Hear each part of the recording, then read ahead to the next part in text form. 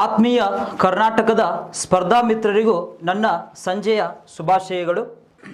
ಆತ್ಮೀಯ ಸ್ಪರ್ಧಾ ಮಿತ್ರರೇ, ನೀವು ಈ ಒಂದು ಸಸಿಯನ್ನು 1 ಲಕ್ಷ ಸಸಿಯನ್ನು ನೆಟ್ಟು ಬೆಳೆಸುವಂಥ ಅಭಿಯಾನದಲ್ಲಿ ಪಾಲ್ಗೊಳ್ಳಬೇಕು. ಕಾರಣ ಈ ಒಂದು ಸಸಿಗಳನ್ನು ನೆಟ್ಟು ಬೆಳೆಸುವುದರಿಂದ ಏನಾಗ್ತದೆ ಅಂತ ಹೇಳಿ ನೋಡಿದಾಗ ಸಮಾಜಕ್ಕೆ ನೀವು ನೀಡತಕ್ಕಂಥ ಒಂದು ಕೊಡುಗೆ ಯಾವ ರೀತಿ ಕೊಡುಗೆ ಅಂತ ಹೇಳಿ ನೋಡಿದಾಗ ಈ ಒಂದು ಭೂಮಿಯ ವಾತಾವರಣದಲ್ಲಿ ಬದುಕ್ತಕ್ಕಂತಹ ಪ್ರತಿಯೊಂದು ಜೀವಿಗಳಿಗೆ ಏನು ದೊರೀತದಪ್ಪ ಅಂತ ಹೇಳಿ ನೋಡಿದ್ರೆ ಆಕ್ಸಿಜನ್ ದೊರೆಯುತ್ತದೆ ಅಂತ ಹೇಳ್ತಾ ಇದೀವಿ.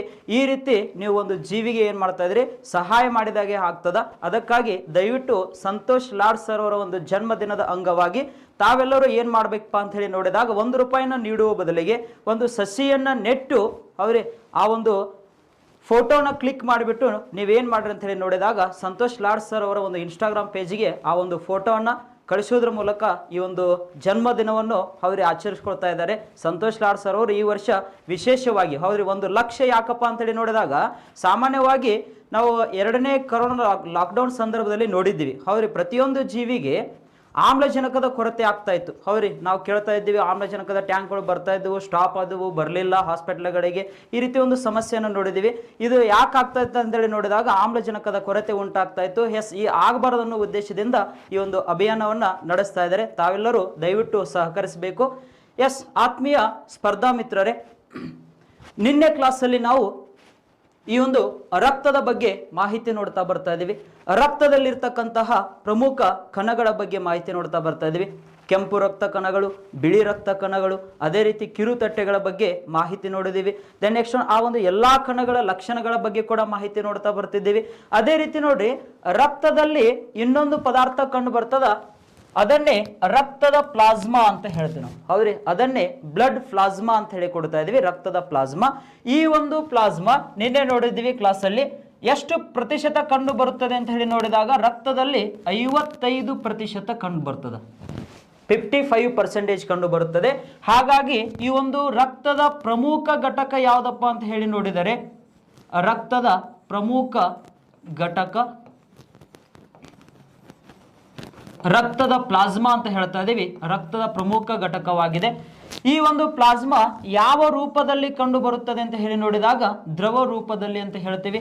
ದ್ರವ ರೂಪದಲ್ಲಿ ಕಂಡು ಬರುತ್ತದೆ, ಪ್ರಮುಖ ಘಟಕವಾಗಿದೆ ಪ್ಲಾಸ್ಮಾ ಅಂತ ಹೇಳ್ತಾ ಇದೀವಿ.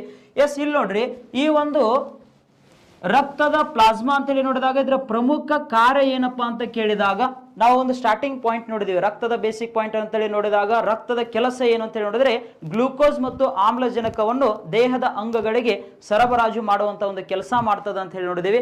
ಅಲ್ಲಿ ಆಮ್ಲಜನಕವನ್ನು ಸರಬರಾಜು ಮಾಡುತ್ತವೆ ಕೆಂಪು ರಕ್ತ ಕಣಗಳು. ಹಾಗಾದ್ರೆ ಗ್ಲೂಕೋಸ್ ಅನ್ನ ಸರಬರಾಜು ಮಾಡುವುದು ಯಾವುದಪ್ಪ ಅಂತ ಕೇಳಿದಾಗ ರಕ್ತದ ಪ್ಲಾಸ್ಮಾ ಅಂತ ಹೇಳ್ತಾ ಇದೀವಿ. ಈ ರೀತಿ ಒಂದು ಕಾರ್ಯ ಏನಪ್ಪಾ ಅಂತ ಹೇಳಿ ನೋಡಿದ್ರೆ ಕಾರ್ಬೋಹೈಡ್ರೇಟ್ಸ್,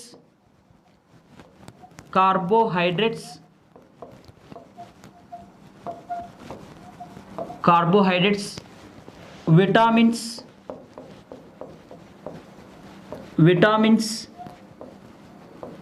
ಎಂಜೈಮ್ಸ್,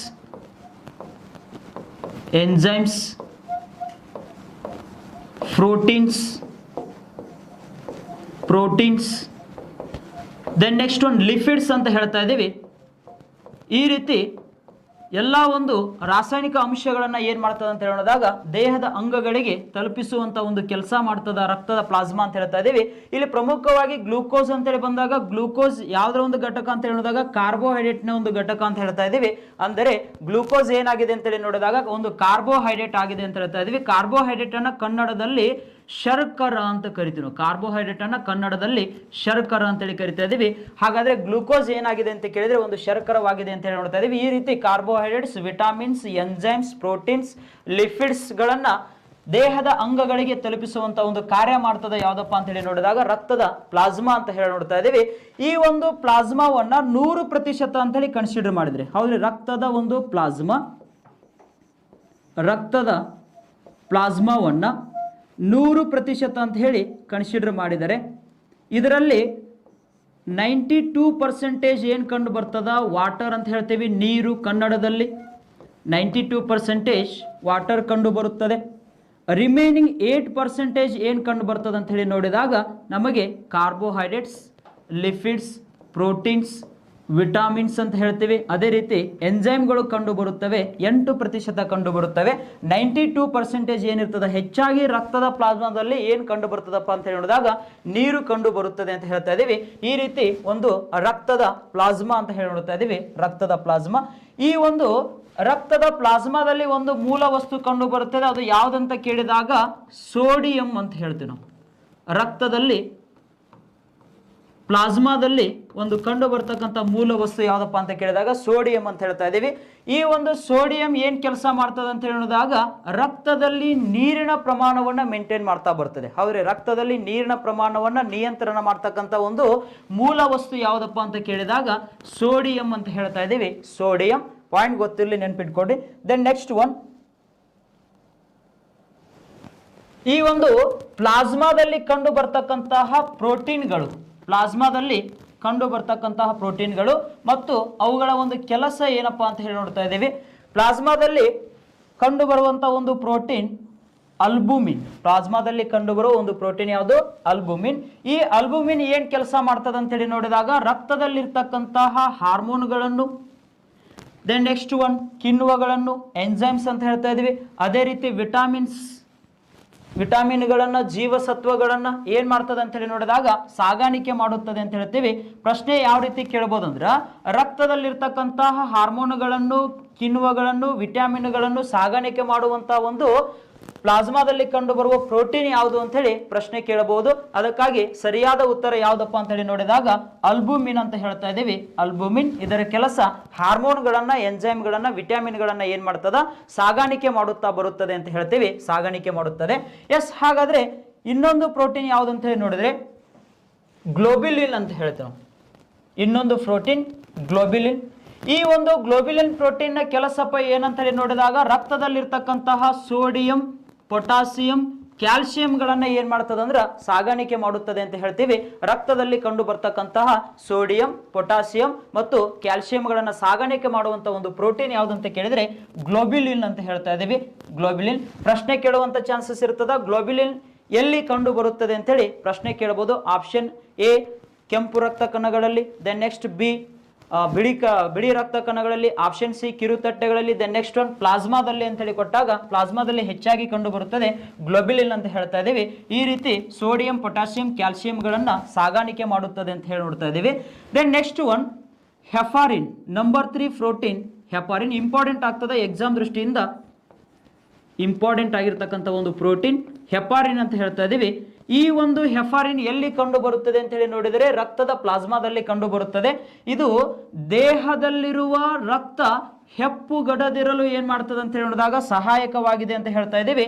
ಅಂದ್ರೆ ಮಾನವನ ದೇಹದ ಒಳಗಡೆ ರಕ್ತ ಹೆಪ್ಪುಗೆಡದಿರಲು ಕಾರಣವಾಗಿರ್ತಕ್ಕಂಥ ಪ್ರೋಟೀನ್ ಯಾವ್ದಂತ ಹೇಳಿ ನೋಡಿದ್ರೆ ಹೆಪಾರಿನ್ ಅಂತ ಹೇಳಿ ಕೊಡ್ತೀವಿ. ಹೌದ್ರಿ, ಹೆಪಾರಿನ್ ಅಂತ ಹೇಳಿ ನೋಡ್ತಾ ಇದೀವಿ. ಈ ಹೆಪಾರಿನ್ ಯಾವ ಒಂದು ಅಂಗದಿಂದ ಕೂಡ ಬಿಡುಗಡೆ ಆಗ್ತದೆ ಅಂತ ಹೇಳಿ ನೋಡಿದಾಗ ಲಿವರ್, ಹೌದ್ರಿ, ಪಿತ್ತ ಜನಕಾಂಗದಿಂದ ಕೂಡ ಏನಾಗ್ತಾ ಬರ್ತದೆ ಬಿಡುಗಡೆ ಆಗುತ್ತದೆ ಅಂತ ಹೇಳಿ ಒಂದು ಮಾಹಿತಿ ಅದ, ನೆನ್ಪಿಟ್ಕೊಡಿ. ಈ ಒಂದು ಹೆಪಾರಿನ ಕೆಲಸ ಏನಪ್ಪಾ ಅಂತ ಹೇಳಿ ನೋಡಿದಾಗ ಇದು ಮಾನವನ ದೇಹದ ಒಳಗಡೆ ರಕ್ತ ಹೆಪ್ಪುಗೆಡದಂತೆ ಏನ್ ಮಾಡ್ತದೆ ಅಂದ್ರ ತಡೆ ಹಿಡಿಯುತ್ತದೆ ಅಂತ ಹೇಳ್ತಾ ಇದೀವಿ. ರಕ್ತ ಹೆಪ್ಪುಗೆಡದಂತೆ ತಡೆ ಹಿಡಿಯುತ್ತದೆ. ಪ್ರಶ್ನೆ ಕರೆಕ್ಟ್ ಆಗಿ ಅಬ್ಸರ್ವ್ ಮಾಡಬೇಕು. ಮಾನವನ ದೇಹದ ಒಳಗಡೆ ರಕ್ತ ಹೆಪ್ಪುಗೆಡದಿರಲು ಸಹಾಯಕವಾಗಿರ್ತಕ್ಕಂಥ ಪ್ರೋಟೀನ್ ಯಾವುದಂತೇಳಿ ನೋಡಿದಾಗ ಹೆಪಾರಿನ್ ಅಂತ ಹೇಳಿ ನೋಡ್ತೀವಿ. ಅದೇ ಮಾನವನ ದೇಹದಿಂದ ರಕ್ತ ಸೋರಿಕೆಯಾಗುತ್ತಿರುವಂತಹ ಸಂದರ್ಭದಲ್ಲಿ ರಕ್ತ ಹೆಪ್ಪುಗೆಡಲು ಸಹಾಯಕವಾಗಿರ್ತಕ್ಕಂಥ ಪ್ರೋಟೀನ್ಗಳು ಪ್ರೋಥ್ರೋಂಬಿನ್ ಮತ್ತು ಫೈಬ್ರಿನೋಜಿನ್ ಅಂತೇಳಿ ನಿನ್ನೆ ಕ್ಲಾಸಲ್ಲಿ ನೋಡಿದ್ದೀವಿ. ಅದು ರಕ್ತ ಸೋರಿಕೆ ಆಗುತ್ತಿರುವಂತಹ ಸಂದರ್ಭದಲ್ಲಿ. ಹಾಗಾದ್ರೆ ಇದು ಮಾನವನ ದೇಹದ ಒಳಗಡೆ ರಕ್ತ ಹೆಪ್ಪುಗೆಡದಿರಲು ಸಹಾಯಕವಾಗಿರುತ್ತದೆ ಅಂತ ಹೇಳ್ತಾ ಇದೀವಿ. ರಕ್ತ ಹೆಪ್ಪುಗೆಡದಿರಲು ಸಹಾಯಕವಾಗಿದೆ ಹೆಪಾರಿನ್ ಅಂತ ಹೇಳಿ ನೋಡ್ತೀವಿ. Then next number 4 prothrombin, next fibrinogen. ಹೌದು, ಇವೆ ಎರಡು ಕೂಡ ಪ್ರೋಟೀನ್ಗಳು ಅಂತ ಹೇಳ್ತಾ ಇದೀವಿ. ಪ್ಲಾಸ್ಮಾದಲ್ಲಿ ಕೂಡ ಕಂಡು ಬರುತ್ತವೆ, ಅದೇ ರೀತಿ ಕಿರುತಟ್ಟೆಗಳಲ್ಲಿ ಕೂಡ ಕಂಡು ಬರುತ್ತವೆ ಪ್ರೋಥ್ರೋಂಬಿನ್ ಮತ್ತು ಫೈಬ್ರಿನೋಜನ್ ಅಂತಕ್ಕಂಥ ಎರಡು ಪ್ರೋಟೀನ್ಗಳು. ಈ ಪ್ರೋಥ್ರೋಂಬಿನ್ ಮತ್ತು ಫೈಬ್ರಿನೋಜನ್ ಅಂತಕ್ಕಂತಹ ಎರಡು ಪ್ರೋಟೀನ್ಗಳು ದೇಹದಿಂದ ರಕ್ತ ಸೋರಿಕೆಯಾಗುತ್ತಿರುವಾಗ ಅದನ್ನ ಹೆಪ್ಪುಗಟ್ಟಿಸುತ್ತವೆ ಅಂತ ಹೇಳ್ತಾ ಇದೀವಿ. ಎಷ್ಟು ನಿಮಿಷಗಳಲ್ಲಿ ಹೆಪ್ಪುಗಟ್ಟಿಸುತ್ತವೆ ಅಂತ ಹೇಳಿ ನೋಡಿದಾಗ 3 to 6 ಮಿನಿಟ್ ಅಂತ ಹೇಳ್ತಾ ಇದ್ದೀವಿ. 3 ರಿಂದ 6 ನಿಮಿಷದ ಒಳಗಾಗಿ ಈ ಒಂದು ದೇಹದಿಂದ ರಕ್ತ ಸೋರಿಕೆಯಾಗುತ್ತಿರುವಂತಹ ಸಂದರ್ಭದಲ್ಲಿ ಆ ರಕ್ತವನ್ನು ಹೆಪ್ಪುಗಟ್ಟಿಸುವಂತ ಒಂದು ಕೆಲಸ ಮಾಡುತ್ತವೆ. ಯಾವುವು ಅಂತ ಹೇಳಿ ನೋಡಿದಾಗ ಪ್ರೋಥ್ರಾಂಬಿನ್ ಮತ್ತು ಫೈಬ್ರಿನೋಜಿನ್ ಅಂತಕ್ಕಂತಹ ಪ್ರೋಟೀನ್ಗಳು ಅಂತ ಹೇಳ್ತಾ ಇದ್ದೀವಿ.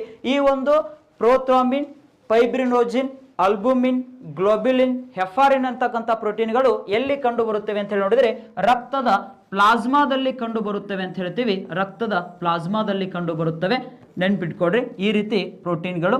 ದೆನ್ ನೆಕ್ಸ್ಟ್ ಒನ್, ಇಲ್ಲಿ ನೋಡ್ರಿ ಈಗ ರಕ್ತದ ಬಗ್ಗೆ ಒಂದು ಮಾಹಿತಿ ನಮಗೆ ಗೊತ್ತಾಯ್ತು. ನೆಕ್ಸ್ಟ್ ಮುಂದುವರೆದ ಭಾಗ ಏನಪ್ಪಾ ಅಂತ ಹೇಳಿ ನೋಡಿದಾಗ ರಕ್ತದ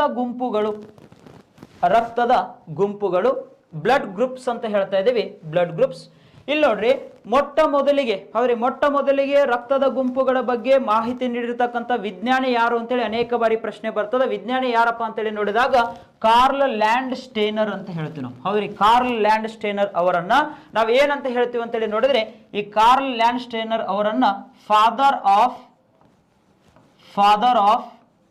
ಬ್ಲಡ್ ಗ್ರೂಪ್ಸ್ ಅಂತ ಹೇಳ್ತೀವಿ. ಫಾದರ್ ಆಫ್ ಬ್ಲಡ್ ಗ್ರೂಪ್ಸ್, ರಕ್ತದ ಗುಂಪುಗಳ ಪಿತಾಮಹ ಎಂದು ಯಾರನ್ನು ಕರೆಯುತ್ತಾರೆ ಅಂತ ಹೇಳಿ ನೋಡಿದ್ರೆ ಕಾರ್ಲ್ ಲ್ಯಾಂಡ್ ಸ್ಟೇನರ್ ಅಂತ ಹೇಳ್ತಾ ಇದೀವಿ. ಆಸ್ಟ್ರಿಯಾ ದೇಶದ ಕಾರ್ಲ್ ಲ್ಯಾಂಡ್ ಸ್ಟೇನರ್ ಅವರನ್ನೇ ನಾವು ಫಾದರ್ ಆಫ್ ಬ್ಲಡ್ ಗ್ರೂಪ್ಸ್ ಅಂತ ಹೇಳ್ತಾ ಇದೀವಿ. ಕಾರಣ ಮೊಟ್ಟ ಮೊದಲಿಗೆ ಇಡೀ ಜಗತ್ತಿಗೆ ರಕ್ತದ ಗುಂಪುಗಳ ಬಗ್ಗೆ ಮಾಹಿತಿಯನ್ನು ನೀಡ್ತಾ ಬರ್ತಾರೆ. ಯಾವ ವರ್ಷದಲ್ಲಿ ಅಂತ ಕೇಳಿದ್ರೆ 1900ರಲ್ಲಿ ಈ ಒಂದು ರಕ್ತದ ಗುಂಪುಗಳು ಎ, ರಕ್ತದ ಗುಂಪು ಬಿ, ರಕ್ತದ ಗುಂಪು ಓ ಇವುಗಳ ಬಗ್ಗೆ ಮಾಹಿತಿ ನೀಡುತ್ತಾ ಬರ್ತಾರೆ. ತದನಂತರ ಈ ಒಂದು 1900ರಲ್ಲಿ ರಕ್ತದ ಗುಂಪುಗಳು ಎ ಅದ, ಬಿ ಅದ, ಓ ಅದ ಅಂತ ಹೇಳಿ ತಿಳಿಸಿಕೊಟ್ಟದ್ದಕ್ಕಾಗಿ ಕಾರ್ಲ್ ಲ್ಯಾಂಡ್ ಸ್ಟೇನರ್ ಅವರಿಗೆ 1930ರಲ್ಲಿ ಯಾವ ಪ್ರಶಸ್ತಿ ದೊರೆಯುತ್ತದೆ ಅಂತ ಹೇಳಿ ನೋಡಿದಾಗ ನೊಬೆಲ್ ಪ್ರಶಸ್ತಿ ದೊರೆಯುತ್ತದೆ ಅಂತ ಹೇಳ್ತಾ ಇದೀವಿ. ಈ ಒಂದು ಜೀವಶಾಸ್ತ್ರ ವಿಭಾಗದಲ್ಲಿ ನೊಬೆಲ್ ಪ್ರಶಸ್ತಿ ದೊರೆಯುತ್ತದೆ. ಪ್ರಶ್ನೆ ಕೇಳುವಂತ ಚಾನ್ಸಸ್ ಇರ್ತದೆ. ಕಾರ್ಲ್ ಲ್ಯಾಂಡ್ ಸ್ಟೇನರ್ ಅವರಿಗೆ ಯಾಕೆ ನೊಬೆಲ್ ಪ್ರಶಸ್ತಿ ದೊರೆತಿದೆ ಅಂತ ಹೇಳಿ ನೋಡಿದರೆ ಅವರು 1900ರಲ್ಲಿ ಎ, ಬಿ, ಓ ರಕ್ತದ ಗುಂಪುಗಳ ಬಗ್ಗೆ ಇಡೀ ಜಗತ್ತಿಗೆ ಮಾಹಿತಿ ನೀಡಿದ್ದಕ್ಕಾಗಿ ಅವರಿಗೆ ನೊಬೆಲ್ ಪ್ರಶಸ್ತಿ ದೊರೆತಿದೆ ಅಂತ ಹೇಳಿ ನೋಡ್ತಾ ಇದ್ದೇವೆ. ದೆನ್ ನೆಕ್ಸ್ಟ್ ಒನ್, ಇವರು ಎ ರಕ್ತದ ಗುಂಪು ಅದ, ಬಿ ರಕ್ತದ ಗುಂಪು ಅದ, ಓ ರಕ್ತದ ಗುಂಪು ಅದ ಅಂತ ಹೇಳಿ ಮಾಹಿತಿ ನೀಡಿದ್ರು. ದೆನ್ ನೆಕ್ಸ್ಟ್ ಇನ್ನೊಬ್ರು ವಿಜ್ಞಾನಿ ಡಸ್ಟೆಲ್ಲೋ ಸ್ಟರ್ಲಿ ಅಂತ ಹೇಳ್ತೀವಿ ನಾವು. ಡಸ್ಟೆಲ್ಲೋ ಸ್ಟರ್ಲಿ ಇವರು 1902ರಲ್ಲಿ ಏನ್ ಮಾಡ್ತಾರಪ್ಪ ಅಂತ ಹೇಳಿದಾಗ ಎ ಬಿ ಅಂತಕ್ಕಂಥ ಮತ್ತೊಂದು ರಕ್ತ ಗುಂಪು ಇದೆ ಅಂತೇಳಿ ಇಡೀ ಜಗತ್ತಿಗೆ ಮಾಹಿತಿಯನ್ನ ನೀಡ್ತಾ ಬರ್ತಾರೆ. 1902ರಲ್ಲಿ ಡಸ್ಟೆಲ್ಲೋ ಸ್ಟರ್ಲಿ ಅಂತ ಹೇಳ್ತಾ ಇದೀವಿ ಎ ಬಿ ರಕ್ತದ ಗುಂಪಿನ ಬಗ್ಗೆ ಮಾಹಿತಿಯನ್ನ ನೀಡ್ತಾ ಬರ್ತಾ ಇದ್ದಾರೆ ಅಂತ ಹೇಳಿ ನೋಡ್ತೀವಿ. ಇಲ್ಲಿ ನೋಡ್ರಿ ಕಾರ್ಲ್ ಲ್ಯಾಂಡ್ ಸ್ಟೇನರ್ ಅವರು ಪ್ರಮುಖವಾಗಿ ರಕ್ತದ ಗುಂಪುಗಳನ್ನ ಒಂದು ಪತ್ತೆ ಹಚ್ಚುತ್ತಾರೆ ಅಂತ ಹೇಳ್ತಾ ಇದೀವಿ. ರಕ್ತದ ಗುಂಪುಗಳ ಬಗ್ಗೆ ಮಾಹಿತಿ ಕೊಡ್ತಾರೆ. ಈ ಕಾರ್ಲ್ ಲ್ಯಾಂಡ್ ಸ್ಟೇನರ್ ಅವರು ಏನ್ ಮಾಡ್ತಾರಪ್ಪ ಅಂತ ಹೇಳಿದಾಗ ಪ್ಲಾಸ್ಮಾದಲ್ಲಿರ್ತಕ್ಕಂತಹ 2 ಪ್ರೋಟೀನ್ಗಳನ್ನ ಪತ್ತೆ ಹಚ್ಚುತ್ತಾರೆ. ಒಂದು ಆಂಟಿಬಾಡಿ ಎ, ಇನ್ನೊಂದು ಆಂಟಿಬಾಡಿ ಬಿ ಅಂತ ಹೇಳ್ತೀವಿ ನಾವು. ಹೌದ್ರಿ, ಪ್ರತಿಕಾಯಗಳು ಅಂತ ಕರಿತೀವಿ ಕನ್ನಡದಲ್ಲಿ. ಪ್ರತಿಕಾಯಗಳು ಆಂಟಿಬಾಡೀಸ್ ಅಂತ ಹೇಳ್ತಾ ಇದೀವಿ. ಪ್ರತಿಕಾಯ ಎ ಮತ್ತು ಪ್ರತಿಕಾಯ ಬಿ ಗಳನ್ನ ಪತ್ತೆ ಹಚ್ಚುತ್ತಾರೆ ರಕ್ತದ ಪ್ಲಾಸ್ಮಾದಲ್ಲಿ ಇರ್ತಕ್ಕಂಥ 2 ಪ್ರೋಟೀನ್ಸ್ ಅಂತ ಹೇಳ್ತಾ ಇದೀವಿ. ಈ ರೀತಿ ಪ್ರತಿಕಾಯಗಳು ಅಂತ ಹೇಳ್ತಾ ಇದೀವಿ. Then next one, Karl Landsteiner ಅವರು ಕೆಂಪು ರಕ್ತ ಕಣದಲ್ಲಿ ಕೆಂಪು ರಕ್ತ ಕಣಗಳಲ್ಲಿ ಆ ರಕ್ತ ಕಣಗಳ ಮೇಲೆ ಕಂಡು ಬರ್ತಕ್ಕಂತಹ 2 ಗ್ಲೈಕೋಪ್ರೋಟೀನ್ಸ್ ಅಂತ ಹೇಳ್ತೀವಿ. 2 ಗ್ಲೈಕೋಪ್ರೋಟೀನ್ಸ್, ಒಂದು ಆಂಟಿಜನ್ ಎ ಮತ್ತೊಂದು ಆಂಟಿಜನ್ ಬಿ ಅಂತ ಹೇಳ್ತೀವಿ. ಒಂದು ಆಂಟಿಜನ್ ಎ ಮತ್ತೊಂದು ಆಂಟಿಜನ್ ಬಿ ಅಂತ ಹೇಳಿ ನೋಡ್ತಾ ಇದೀವಿ. ಇದನ್ನ ಪ್ರತಿಕಾಯ ಜನಕ ಅಂತ ಕರಿತೀವಿ ನಾವು. ಪ್ರತಿಕಾಯ ಜನಕ. ಆಂಟಿಜನ್ ಅಂದ್ರೆ ರಕ್ತದಲ್ಲಿ ಕಂಡು ಬರ್ತಕ್ಕಂಥ ಒಂದು ರಾಸಾಯನಿಕ ವಸ್ತು ಅಂತ ಹೇಳ್ತೀವಿ. ಆಂಟಿಜನ್ ಅಂದ್ರೆ ರಕ್ತದಲ್ಲಿ ಕಂಡು ಬರ್ತಕ್ಕಂಥ ಒಂದು ರಾಸಾಯನಿಕ ವಸ್ತು. ಪಾಯಿಂಟ್ ಗೊತ್ತಿರಲಿ, ಪ್ಲಾಸ್ಮಾದಲ್ಲಿ 2 ಪ್ರೋಟೀನ್ಸ್ಗಳು ಕಂಡು ಬರುತ್ತವೆ. ಅವುಗಳನ್ನ ಏನಂತ ಹೇಳಿದೀವಿ? ಆಂಟಿಬಾಡೀಸ್ ಅಂತ ಹೇಳಿದೀವಿ. ಆಂಟಿಬಾಡಿ ಎ ಮತ್ತು ಆಂಟಿಬಾಡಿ ಬಿ ಅಂತ ಹೇಳಿ ನೋಡಿದೀವಿ. ಈ ಒಂದು ಆಂಟಿಬಾಡೀಸ್ ಪ್ರತಿಕಾಯಗಳು ಏನ್ ಕೆಲಸ ಮಾಡ್ತಾವಪ್ಪ ಅಂತ ಹೇಳಿದಾಗ ರೋಗ ನಿರೋಧಕ ಶಕ್ತಿಯನ್ನು ಏನು ಮಾಡುತ್ತವೆ? ಹೆಚ್ಚಿಸುತ್ತವೆ. ರೋಗಾಣುಗಳ ವಿರುದ್ಧ ಹೋರಾಡುವಂತ ಒಂದು ಕೆಲಸ ಮಾಡ್ತಾವ. ಹೋರಾಡುವ ಹಾಗೆ ಪ್ರಚೋದನೆ ನೀಡುತ್ತವೆ ಆಂಟಿಜನ್ಸ್. ಹೌದ್ರಿ, ಹೋರಾಡುವ ಹಾಗೆ ಪ್ರಚೋದನೆ ನೀಡುತ್ತವೆ. ಯಾವ ಅಂತ ಹೇಳಿ ನೋಡಿದಾಗ ಆಂಟಿಜನ್ಸ್ ಅಂತ ಹೇಳ್ತಾ ಇದೀವಿ. ಪ್ರತಿಕಾಯ ಜನಕಗಳು ಅಂತ ಹೇಳಿ ಕೊಡ್ತಾ ಇದೀವಿ. ಇವು ಎಲ್ಲಿ ಕಂಡು ಬರುತ್ತವೆ ಅಂತ ಹೇಳಿ ನೋಡಿದಾಗ ಕೆಂಪು ರಕ್ತ ಕಣದ ಮೇಲ್ಭಾಗದಲ್ಲಿ ಕಂಡು ಬರುತ್ತವೆ. ಅವುಗಳನ್ನೇ 2 ಗ್ಲೈಕೋಪ್ರೋಟೀನ್ಸ್ ಅಂತ ಹೇಳಿ ಕೊಡ್ತಾ ಇದೀವಿ. ಆಂಟಿಜನ್ ಎ ಮತ್ತು ಆಂಟಿಜನ್ ಬಿ. ಈ ಒಂದು ಕಾರ್ಲ್ ಲ್ಯಾಂಡ್ಸ್ಟೈನರ್ ಅವರು ಏನ್ ಮಾಡಿದ್ರಪ್ಪ ಅಂತ ಹೇಳಿದಾಗ ಆಂಟಿಜನ್ಗಳ ಆಧಾರದ ಮೇಲೆ, ಹೌದ್ರಿ, ಪ್ರತಿಕಾಯ ಜನಕದ ಆಧಾರದ ಮೇಲೆ ಈ ಒಂದು ರಕ್ತದ ಗುಂಪುಗಳನ್ನ ವರ್ಗೀಕರಿಸುತ್ತಾರೆ ಅಂತ ಹೇಳ್ತಾ ಇದೀವಿ. ರಕ್ತದ ಗುಂಪುಗಳನ್ನ ವರ್ಗೀಕರಿಸುತ್ತಾರೆ ಕಾರ್ಲ್ ಲ್ಯಾಂಡ್ಸ್ಟೈನರ್ ಅವರು ಅಂತ ಹೇಳ್ತಾ ಇದೀವಿ. ನೆನ್ಪಿಟ್ಕೋರಿ, ಆಂಟಿಜನ್ ಮತ್ತು ಆಂಟಿಬಾಡಿ ಅಂತ ಹೇಳ್ತಾ ಇದೀವಿ. ಆಂಟಿಜನ್ಗಳ ಆಧಾರದ ಮೇಲೆ ಸ್ಟೇನರ್ ಅವರು ರಕ್ತದ ಗುಂಪುಗಳನ್ನ ವರ್ಗೀಕರಿಸುತ್ತಾ ಪತ್ತೆ ಹಚ್ಚುತ್ತಾ ಬರುತ್ತಾರೆ ಅಂತ ಹೇಳುತ್ತೀವಿ.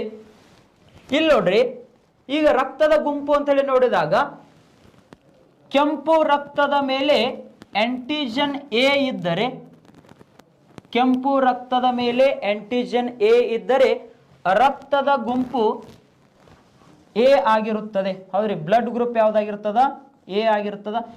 ಯಾರ ಹೌದ್ರಿ ದೇಹದಲ್ಲಿರ್ತಕ್ಕಂಥ ಒಂದು ರಕ್ತ ಅಂತ ಹೇಳ್ತಾ ಇದೀವಿ, ಆ ರಕ್ತದ ಮೇಲೆ ಕೆಂಪು ರಕ್ತ ಕಣಗಳ ಮೇಲೆ ಆಂಟಿಜನ್ ಎ ಇತ್ತಪ್ಪ ಅಂತ ಹೇಳಿ ನೋಡಿದಾಗ ಆ ಒಂದು ರಕ್ತದ ಗುಂಪು ಏನಾಗಿರುತ್ತದೆ? ಎ ಆಗಿರುತ್ತದೆ.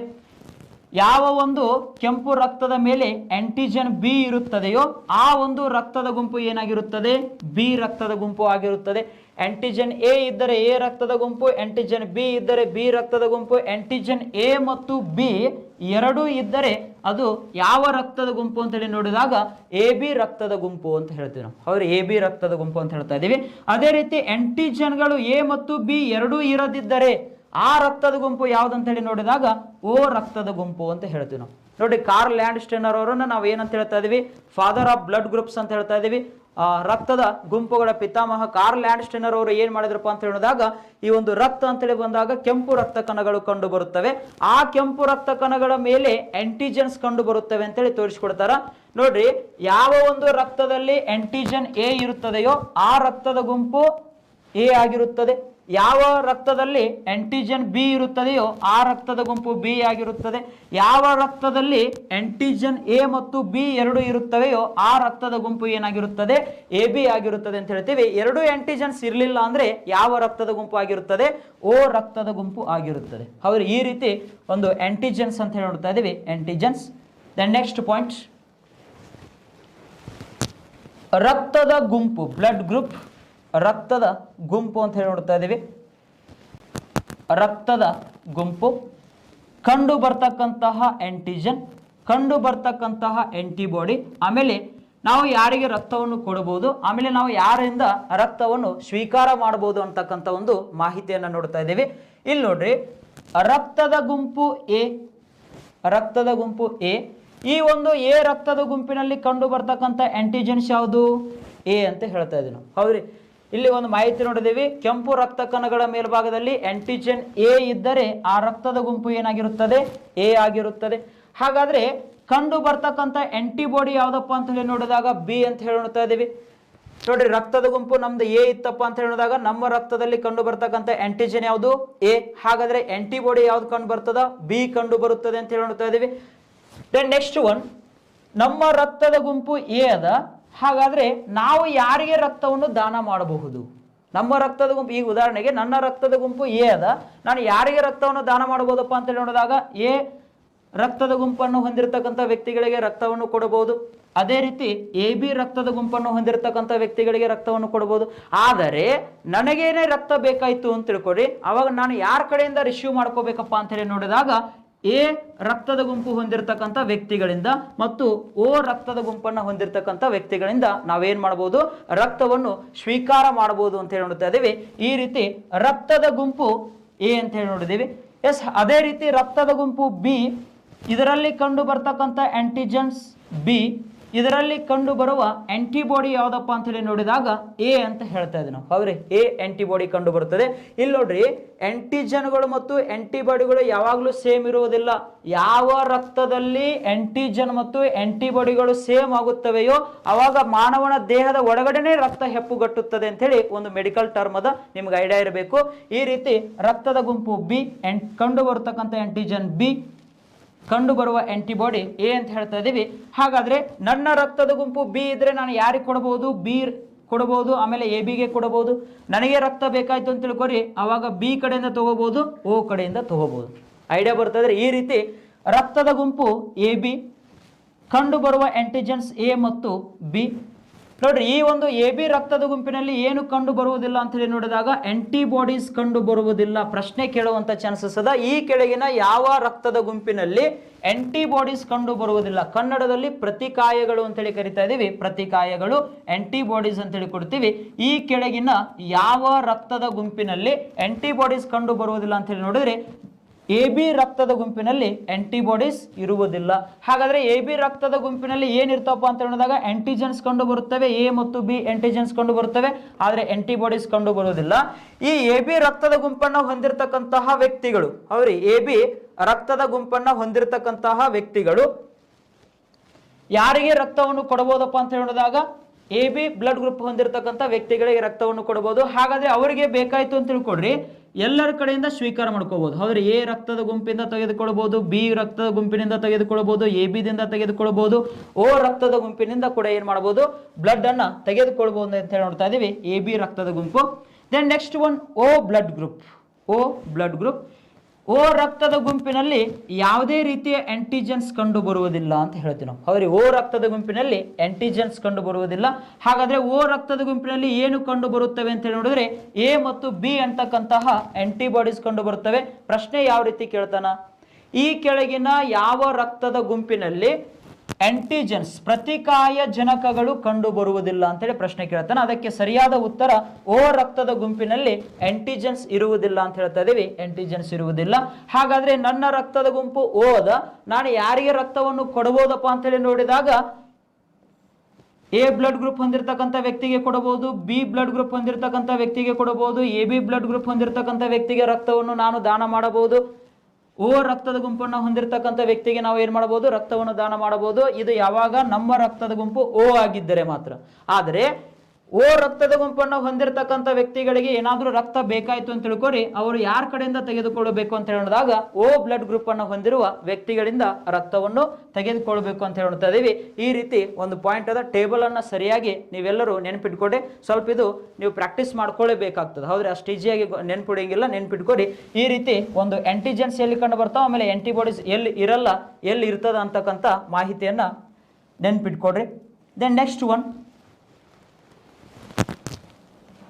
ತಂದೆ ತಾಯಿಗಳಿಂದ ಮಕ್ಕಳಲ್ಲಿ ಬರುವ ರಕ್ತದ ಗುಂಪುಗಳು ಅಂತ ಹೇಳ್ತೀವಿ. ಹೌರಿ, ಇದೊಂದು ಪ್ರಶ್ನೆ ಎಲ್ಲಿ ಕೇಳಿದಪ್ಪ ಅಂತ ಹೇಳಿದಾಗ KPSC ಗ್ರೂಪ್ ಸಿ ಪ್ರಶ್ನೆ ಬಂದಿರ್ತದ, ಗೊತ್ತಿರಲಿ. ಅಂದರೆ ಯಾವ ರೀತಿ ಪ್ರಶ್ನೆ ಬರಬಹುದಪ್ಪ ಅಂತ ಹೇಳಿದಾಗ, ತಂದೆಯ ರಕ್ತದ ಗುಂಪು ಎ ಆಗಿದ್ದು ತಾಯಿಯ ರಕ್ತದ ಗುಂಪು ಬಿ ಆಗಿದ್ದರೆ ಮಗುವಿನಲ್ಲಿ, ಹೌದ್ರಿ, ಅವರಿಬ್ಬರಿಗೆ ಜನಿಸುವಂತ ಮಗುವಿನಲ್ಲಿ ಸಾಧ್ಯವಿರ್ತಕ್ಕಂಥ ರಕ್ತದ ಗುಂಪು ಯಾವುದು ಅಂತೇಳಿ ಪ್ರಶ್ನೆ ಕೇಳಿರ್ತಾನ. ಅದಕ್ಕಾಗಿ ಸ್ವಲ್ಪ ಕಂಪ್ಲೀಟ್ ಆಗಿ ಮಾಹಿತಿ ನೋಡ್ತಾ ಬರೋಣ.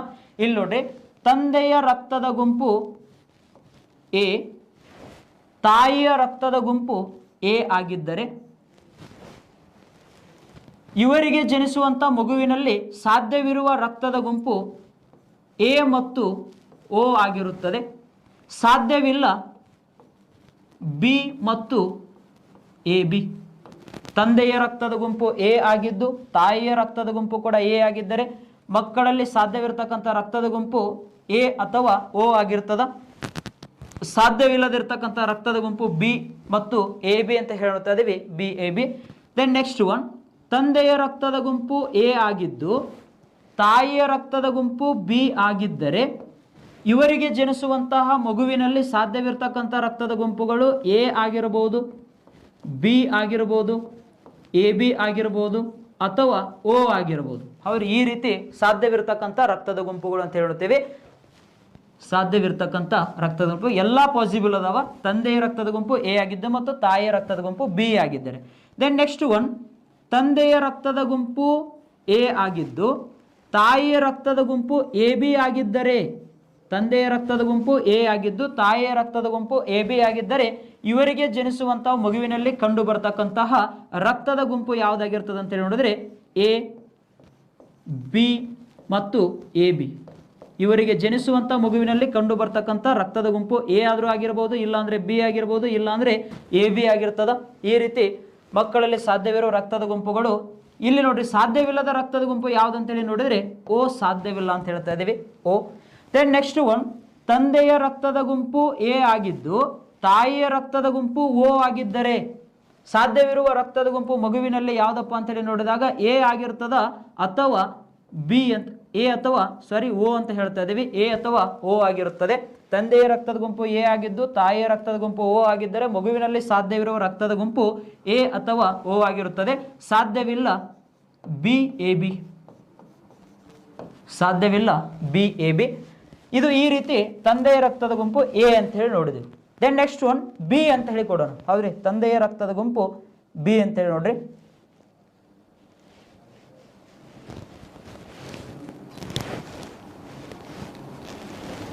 ತಂದೆಯ ರಕ್ತದ ಗುಂಪು ಬಿ ಆಗಿದ್ದು ತಾಯಿಯ ರಕ್ತದ ಗುಂಪು ಎ ಆಗಿದ್ದರೆ ಮಗುವಿನಲ್ಲಿ ಸಾಧ್ಯವಿರುವ ರಕ್ತದ ಗುಂಪುಗಳು ಎ ಆಗಿರ್ತದ, ಬಿ ಆಗಿರ್ತದ, ಎ ಬಿ ಮತ್ತು ಓ ಎಲ್ಲವೂ ಸಾಧ್ಯವಿರತಕ್ಕಂಥ ರಕ್ತದ ಗುಂಪುಗಳು. ಅದೇ ರೀತಿ ತಂದೆಯ ರಕ್ತದ ಗುಂಪು ಬಿ ಆಗಿದ್ದು ತಾಯಿಯ ರಕ್ತದ ಗುಂಪು ಕೂಡ ಬಿ ಆಗಿತ್ತು ಅಂತ ತಿಳ್ಕೊಡ್ರಿ. ಹೌದ್ರಿ, ಅವಾಗ ಮಗುವಿನಲ್ಲಿ ಸಾಧ್ಯವಿರತಕ್ಕಂಥ ರಕ್ತದ ಗುಂಪುಗಳು ಬಿ ಅಥವಾ ಓ ಆಗಿರುತ್ತದೆ. ಸಾಧ್ಯವಿಲ್ಲ ಎ ಎ ಬಿ, ಸಾಧ್ಯವಿಲ್ಲ ಎ ಎ ಬಿ ಅಂತೇಳಿ ಕೊಡ್ತಾ ಇದ್ದೀವಿ.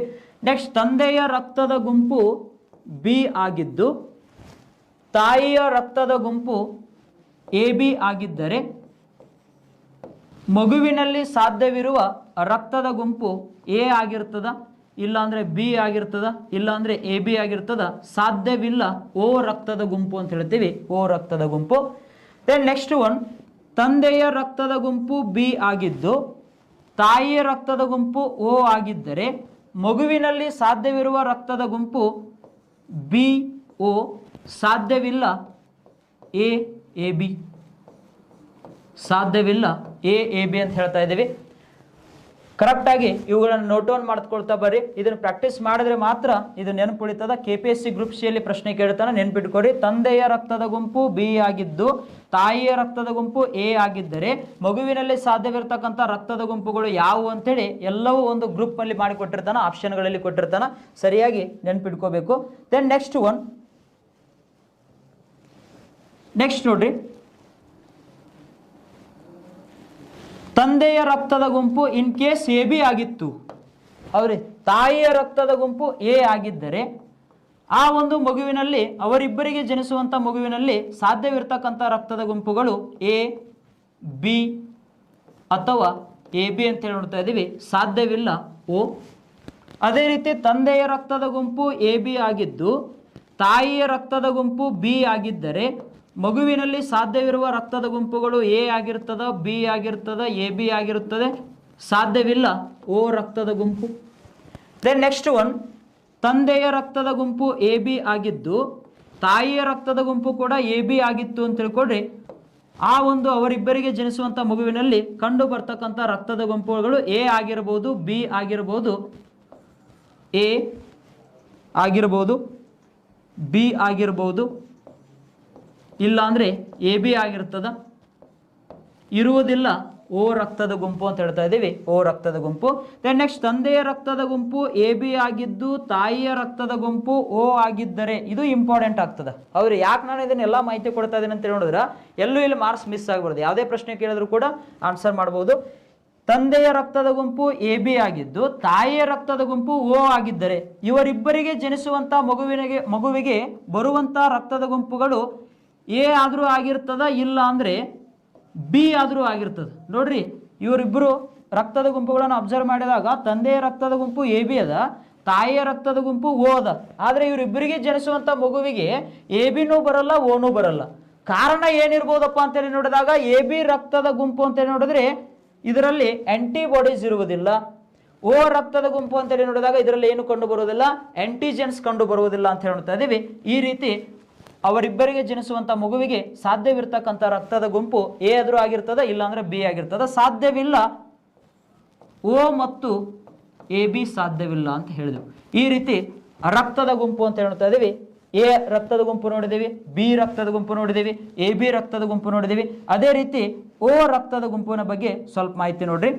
ಅಂದರೆ ತಂದೆಯ ರಕ್ತದ ಗುಂಪು ಓ ಆಗಿದ್ದು ತಂದೆಯ ರಕ್ತದ ಗುಂಪು ಓ ಆಗಿದ್ದು ತಾಯಿಯ ರಕ್ತದ ಗುಂಪು ಎ ಆಗಿದ್ದರೆ ಮಗುವಿನಲ್ಲಿ ಕಂಡು ಬರ್ತಕ್ಕಂಥ ರಕ್ತದ ಗುಂಪುಗಳು ಎ ಅಥವಾ ಓ ಆಗಿರ್ತದೆ. ಸಾಧ್ಯವಿಲ್ಲ ಬಿ ಎ ಬಿ. ಸಾಧ್ಯವಿಲ್ಲ ಬಿ ಎ ಬಿ. ತಂದೆಯ ರಕ್ತದ ಗುಂಪು ಓ ಆಗಿದ್ದು ತಾಯಿಯ ರಕ್ತದ ಗುಂಪು ಬಿ ಆಗಿದ್ದರೆ ಮಗುವಿನಲ್ಲಿ ಸಾಧ್ಯವಿರ್ತಕ್ಕಂಥ ರಕ್ತದ ಗುಂಪು ಬಿ ಆದರೂ ಆಗಿರ್ತದೆ, ಇಲ್ಲಾಂದ್ರೆ ಓ ಆಗಿರ್ತದೆ. ಸಾಧ್ಯವಿಲ್ಲ ಎ ಬಿ. ದೆನ್ ನೆಕ್ಸ್ಟ್ ಅದೇ ರೀತಿ ತಂದೆಯ ರಕ್ತದ ಗುಂಪು ಓ ಆಗಿದ್ದು ತಾಯಿಯ ರಕ್ತದ ಗುಂಪು ಎ ಬಿ ಆಗಿದ್ದರೆ ಮಗುವಿನಲ್ಲಿ ಸಾಧ್ಯವಿರುವ ರಕ್ತದ ಗುಂಪುಗಳು ಏನಂತೇಳಿ ನೋಡಿದಾಗ ಇಲ್ಲಿ ಮಗುವಿಗೆ ಸಾಧ್ಯವಿರ್ತಕ್ಕಂಥ ರಕ್ತದ ಗುಂಪುಗಳು ಎ ಮತ್ತು ಬಿ ಅಂತ ಹೇಳ್ತಾ ಇದ್ದೇವೆ. ಎ ಆದರೂ ಇರ್ತದೆ, ಇಲ್ಲಾಂದ್ರೆ ಬಿ ಆದರೂ ಇರ್ತದೆ. ಸಾಧ್ಯವಿಲ್ಲ ಓ ಎ ಬಿ ಅಂತ ಹೇಳಿ ನೋಡ್ತೇವೆ, ಓ ಎ ಬಿ. ಅದೇ ರೀತಿ ತಂದೆಯ ರಕ್ತದ ಗುಂಪು ಓ ಆಗಿದ್ದು ತಾಯಿಯ ರಕ್ತದ ಗುಂಪು ಕೂಡ ಓ ಆಗಿದ್ದರೆ, ಅವ್ರು ಇದು ಕೂಡ ಇಂಪಾರ್ಟೆಂಟ್ ಆಗ್ತದೆ, ಸ್ವಲ್ಪ ವಿಶೇಷವಾಗಿದೆ. ತಂದೆಯ ರಕ್ತದ ಗುಂಪು ಓ ಆಗಿದ್ದು ತಾಯಿಯ ರಕ್ತದ ಗುಂಪು ಓ ಆಗಿದ್ದರೆ ಇವರಿಬ್ಬರಿಗೆ ಜನಿಸ್ತಕ್ಕಂಥ ಮಗುವಿನಲ್ಲಿ ಬರ್ತಕ್ಕಂಥ ರಕ್ತದ ಗುಂಪು ಯಾವುದಾಗಿರ್ತದೆ ಅಂದ್ರೆ ಓ ಆಗಿರ್ತದ. ಸಾಧ್ಯವಿಲ್ಲ ಎ ಬಿ ಎ ಬಿ ಅಂತ ಹೇಳ್ತೀವಿ. ಸಾಧ್ಯವಿಲ್ಲ ಎ ಬಿ ಅಂತ ಹೇಳಿ ನೋಡ್ತಾ ಇದೀವಿ. ಇದು ಪಾಯಿಂಟ್ ಗೊತ್ತಿರಬೇಕು, ನೆನ್ಪಿಟ್ಕೊರಿ. ಈ ರೀತಿ ತಂದೆ ತಾಯಿಗಳಿಂದ ಮಕ್ಕಳಲ್ಲಿ ಬರುವಂತಹ ರಕ್ತದ ಗುಂಪುಗಳು ಅಂತ ಹೇಳಿ ನೋಡ್ತೀವಿ, ರಕ್ತದ ಗುಂಪುಗಳು. ದೆನ್ ನೆಕ್ಸ್ಟ್ ಒನ್, ಈ ಒಂದು ರಕ್ತದ ಗುಂಪುಗಳ ಬಗ್ಗೆ ಇಷ್ಟು ಮಾಹಿತಿಯನ್ನು ನೀಡಿರ್ತಕ್ಕಂತಹ ವಿಜ್ಞಾನಿ ಕಾರ್ಲ್ ಲ್ಯಾಂಡ್ ಸ್ಟೇನರ್ ಅಂತ ಹೇಳ್ತಾ ಇದೀವಿ, Karl Landsteiner. Then next ನೋಡ್ರಿ, positive or negative blood group ಅಂತ ಹೇಳಿ, positive or negative blood group ಅಂತ ಹೇಳಿ ನೋಡ್ತಾ ಇದೀವಿ. ಇಲ್ಲಿ ನೋಡ್ರಿ, ಪಾಸಿಟಿವ್ ಮತ್ತು ನೆಗೆಟಿವ್ ಬ್ಲಡ್ ಗ್ರೂಪ್ಸ್ ಅಂತ ಹೇಳಿ ನೋಡಿದಾಗ ಕಾರ್ಲ್ ಲ್ಯಾಂಡ್ ಸ್ಟೇನರ್ ಇವರು ಯಾರ ಜೊತೆ ವರ್ಕ್ ಮಾಡ್ತಾರಪ್ಪ ಅಂತ ಹೇಳಿ ನೋಡಿದಾಗ ವಿನ್ನರ್ ಅಂತಕ್ಕಂತಹ ವಿಜ್ಞಾನಿ, ಕಾರ್ಲ್ ಲ್ಯಾಂಡ್ ಸ್ಟೇನರ್ ಇವರು ವಿನ್ನರ್ ಅಂತಕ್ಕಂತಹ ವಿಜ್ಞಾನಿ ಜೊತೆಗೆ ವರ್ಕ್ ಮಾಡಿಬಿಟ್ಟು ಪಾಸಿಟಿವ್ ಅಥವಾ ಈ ಒಂದು ನೆಗೆಟಿವ್ ಬ್ಲಡ್ ಗ್ರೂಪ್ಸ್ ಬಗ್ಗೆ ಯಾವಾಗ ಮಾಹಿತಿಯನ್ನು ಕೊಡುತ್ತಾರೆ ಅಂತ ಹೇಳಿ ನೋಡಿದ್ರೆ 1940ರಲ್ಲಿ ಇಡೀ ಜಗತ್ತಿಗೆ ಈ ರೀತಿ ಒಂದು ಪಾಸಿಟಿವ್ ಮತ್ತು ನೆಗೆಟಿವ್ ಬ್ಲಡ್ ಗ್ರೂಪ್ಸ್ ಇದೆ ಅಂತ ಹೇಳಿ ಮಾಹಿತಿಯನ್ನು ನೀಡ್ತಾ ಬರ್ತಾರೆ. ಕಾರ್ಲ್ ಲ್ಯಾಂಡ್ ಸ್ಟೇನರು ಯಾವ ವಿಜ್ಞಾನಿ ಜೊತೆಗೆ ಅಂತ ಹೇಳಿ ನೋಡಿದಾಗ ವಿನ್ನರ್ ಅಂತ ಹೇಳ್ತಾ ಇದೀವಿ, ವಿನ್ನರ್. ಇವರು ಏನ್ ಮಾಡ್ತಾರಪ್ಪ ಅಂತ ಹೇಳಿ ನೋಡಿದಾಗ ಡಿ ಅಂತಕ್ಕಂಥ ಒಂದು ಆಂಟಿಜನ್ ಅನ್ನ ಕಂಡುಹಿಡಿದ್ರು. ಹೌದ್ರಿ, ಆಂಟಿಜನ್ ಯಾವ್ದಪ್ಪ ಅಂತ ಹೇಳಿ ನೋಡಿದಾಗ ಡಿ ಅಂತ ಹೇಳ್ತೀವಿ, ಡಿ ಆಂಟಿಜನ್ ಅನ್ನ ಪತ್ತೆ ಹಚ್ತಾರ. ವಾಸ್ತವ ನೀವು ಕೇಳಿರ್ಬೋದು, ಹೌದ್ರಿ, ಮಂಗನಿಂದ ಮಾನವ ಅಂತೇಳಿ ಒಂದು ಮಾತನ್ನ ಕೇಳಿರ್ತೀರಿ. ಮಂಗನಿಂದ ಮಾನವ ಅಂತ ಹೇಳಿದಾಗ ಏನಾದ್ರೂ ವಿಶೇಷತೆ ಇರಬಹುದು ಅಂತೇಳಿ ಇವ್ರು ಏನ್ ಮಾಡ್ತಾರಪ್ಪ ಅಂತ ಹೇಳಿದಾಗ ಒಂದು ಎಕ್ಸ್ಪೆರಿಮೆಂಟ್ ಅನ್ನ ಕೈಗೊಳ್ತಾರೆ. ಒಂದು ಎಕ್ಸ್ಪೆರಿಮೆಂಟ್ ಮಾಡ್ಲಿಕ್ಕೆ ಒಂದು ಮಂಕಿಯನ್ನ ಯೂಸ್ ಮಾಡ್ತಾರ ಅವ್ರು, ಹೌದ್ರಿ, ಮಂಕಿಯನ್ನ ಬಳಸ್ತಾ ಬರ್ತಾರ. ಆ ಮಂಕಿ ಹೆಸರು ಏನಪ್ಪಾ ಅಂತ ಹೇಳಿ ನೋಡಿದಾಗ ರೇಸಸ್ ಮಂಕಿ ಅಂತ ಕೊಡ್ತೀವಿ ನಾವು, ಹೌದ್ರಿ, ರೇಸಸ್ ಮಂಕಿ ಅಂತ ಹೇಳ್ತೀವಿ. ಈ ಒಂದು ಮಂಗನ ರಕ್ತದ ಕೆಂಪು ರಕ್ತ ಕಣಗಳ ಮೇಲ್ಭಾಗದಲ್ಲಿ ಏನು ಕಂಡು ಬರ್ತದಪ್ಪ ಅಂತೇಳಿ ನೋಡಿದಾಗ ಒಂದು ಆಂಟಿಜನ್ ಕಂಡು ಬರ್ತದೆ. ಏನು ಕಂಡು ಬರುತ್ತದೆ? ಆಂಟಿಜನ್ ಕಂಡು ಬರುತ್ತದೆ. ಅದನ್ನೇ ಒಂದು ಹೆಸರು ಕೊಡ್ತಾರ ಅವ್ರು, ಹೌದ್ರಿ, ಹೆಸರಪ್ಪ ಏನಂತ ಹೇಳಿ ನೋಡಿದಾಗ ಇಲ್ಲಿ ವಾಸ್ತವವಾಗಿ ಡಿ ಆಂಟಿಜನ್ ಅನ್ನ ಪತ್ತೆ ಹಚ್ಚಿದ್ರು ಅಂತ ಹೇಳಿ ನೋಡಿದ್ವಿ. ಡಿ ಇದಕ್ಕೆ ಆ ಒಂದು ಮಂಕಿಯನ್ನ ಎಕ್ಸ್ಪೆರಿಮೆಂಟ್ಗೆ ಯೂಸ್ ಮಾಡಿರ್ತಾರ. ಅದರ ಒಂದು ನೆನಪಿಗಾಗಿ ಅಂತ ಹೇಳಿ ನೋಡಿದಾಗ RH ಆಂಟಿಜನ್ ಅಂತೇಳಿ ಕೊಟ್ಟರು. ಕಾರ್ಲ್ ಲ್ಯಾಂಡ್ ಸ್ಟೇನರ್ ಮತ್ತು ವಿನ್ನರ್ ಅವರು ಒಂದು ಎಕ್ಸ್ಪೆರಿಮೆಂಟ್ ಮಾಡಬೇಕಾದ್ರೆ ಮಂಗನ ಒಂದು ರಕ್ತದಲ್ಲಿ ಒಂದು ಆಂಟಿಜನ್ ಕಂಡು ಬರ್ತದ, ಅದಕ್ಕೆ ಹೆಸರು ಕೊಡ್ತಾರ ಏನಂತೇಳಿ ನೋಡಿದ್ರೆ RH ಆಂಟಿಜನ್ ಅಂತೇಳಿ ಕೊಡ್ತಾರೆ. ಅಂದರೆ ಇಲ್ಲಿ ನಾವು ಯಾವ ರೀತಿ ಕನ್ಸಿಡರ್ ಮಾಡ್ಬೇಕಪ್ಪ ಅಂತ ಹೇಳಿ ನೋಡಿದಾಗ ಮಾನವನ ದೇಹದ ರಕ್ತ ಅಂತ ಹೇಳಿ ನೋಡಿದಾಗ ಯಾರ ರಕ್ತದಲ್ಲಿ RH ಆಂಟಿಜನ್ ಪ್ರೆಸೆಂಟ್ ಇರುತ್ತದೆಯೋ, ಯಾರ ರಕ್ತದಲ್ಲಿ RH ಆಂಟಿಜನ್ ಇರುತ್ತದೆಯೋ ಅವರ ರಕ್ತದ ಗುಂಪು ಏನಾಗಿರುತ್ತದೆ ಅಂತ ಹೇಳಿ ನೋಡಿದ್ರೆ ಪಾಸಿಟಿವ್ ಬ್ಲಡ್ ಗ್ರೂಪ್ ಆಗಿರ್ತದ. ನಿಮ್ಮ ರಕ್ತದ ಗುಂಪು ಪಾಸಿಟಿವ್ ಇದೆ ಎಂದರೆ, ನಿಮ್ಮ ರಕ್ತದ ಗುಂಪು ಪಾಸಿಟಿವ್ ಇದೆ ಎಂದರೆ ನಿಮ್ಮ ರಕ್ತದಲ್ಲಿ ಯಾವ ಆಂಟಿಜನ್ ಕಂಡು ಬರುತ್ತದೆ? RH ಆಂಟಿಜನ್ ಕಂಡು ಬರುತ್ತದೆ. ಯಾವ ವ್ಯಕ್ತಿಯ ರಕ್ತದಲ್ಲಿ RH ಆಂಟಿಜನ್ ಕಂಡು ಬರುವುದಿಲ್ಲವೋ ಆ ವ್ಯಕ್ತಿಯ ರಕ್ತದ ಗುಂಪು ಏನಾಗಿರುತ್ತದೆ? ನೆಗೆಟಿವ್ ಬ್ಲಡ್ ಗ್ರೂಪ್ ಆಗಿರುತ್ತದೆ. ಪ್ರಶ್ನೆ ಹೆಂಗೆ ಕೇಳ್ಬೋದಪ್ಪ ಅಂತ ಹೇಳಿ ನೋಡಿದಾಗ ಪಾಸಿಟಿವ್ ಮತ್ತು ನೆಗೆಟಿವ್ ಬ್ಲಡ್ ಗ್ರೂಪ್ ಬಗ್ಗೆ ಹೌದ್ರಿ ನಾವು ತಿಳಿದುಕೊಳ್ಳಬೇಕಾದ್ರೆ ಯಾವ ಆಂಟಿಜನ್ ಅನ್ನು ಕನ್ಸಿಡರ್ ಮಾಡುತ್ತಾರೆ ಅಂತ ಹೇಳಿ ಪ್ರಶ್ನೆ ಕೇಳುವಂತ ಚಾನ್ಸಸ್ ಅದ. ಅದಕ್ಕಾಗಿ RH ಆಂಟಿಜನ್ ಅಂತ ಹೇಳ್ತೀವಿ. RH ಆಂಟಿಜನ್ ಪ್ರೆಸೆಂಟ್ ಇದ್ದರೆ positive blood group, RH antigen present ಇರದೇ ಇದ್ದರೆ ಅದನ್ನ ನೆಗೆಟಿವ್ ಬ್ಲಡ್ ಗ್ರೂಪ್ಸ್ ಅಂತ ಹೇಳ್ತಾರೆ, ನೆಗೆಟಿವ್ ಬ್ಲಡ್ ಗ್ರೂಪ್. ಈ ರೀತಿ ಕಾರ್ಲ್ ಲ್ಯಾಂಡ್ ಸ್ಟೇನರ್ ಅವರು ಮತ್ತು ವಿನ್ನರ್ ಅಂತಕ್ಕಂಥವ್ರು ಮಾಹಿತಿಯನ್ನು ನೀಡುತ್ತಾರೆ ಅಂತ ಹೇಳ್ತೀವಿ. ದೆನ್ ನೆಕ್ಸ್ಟ್ ಒನ್,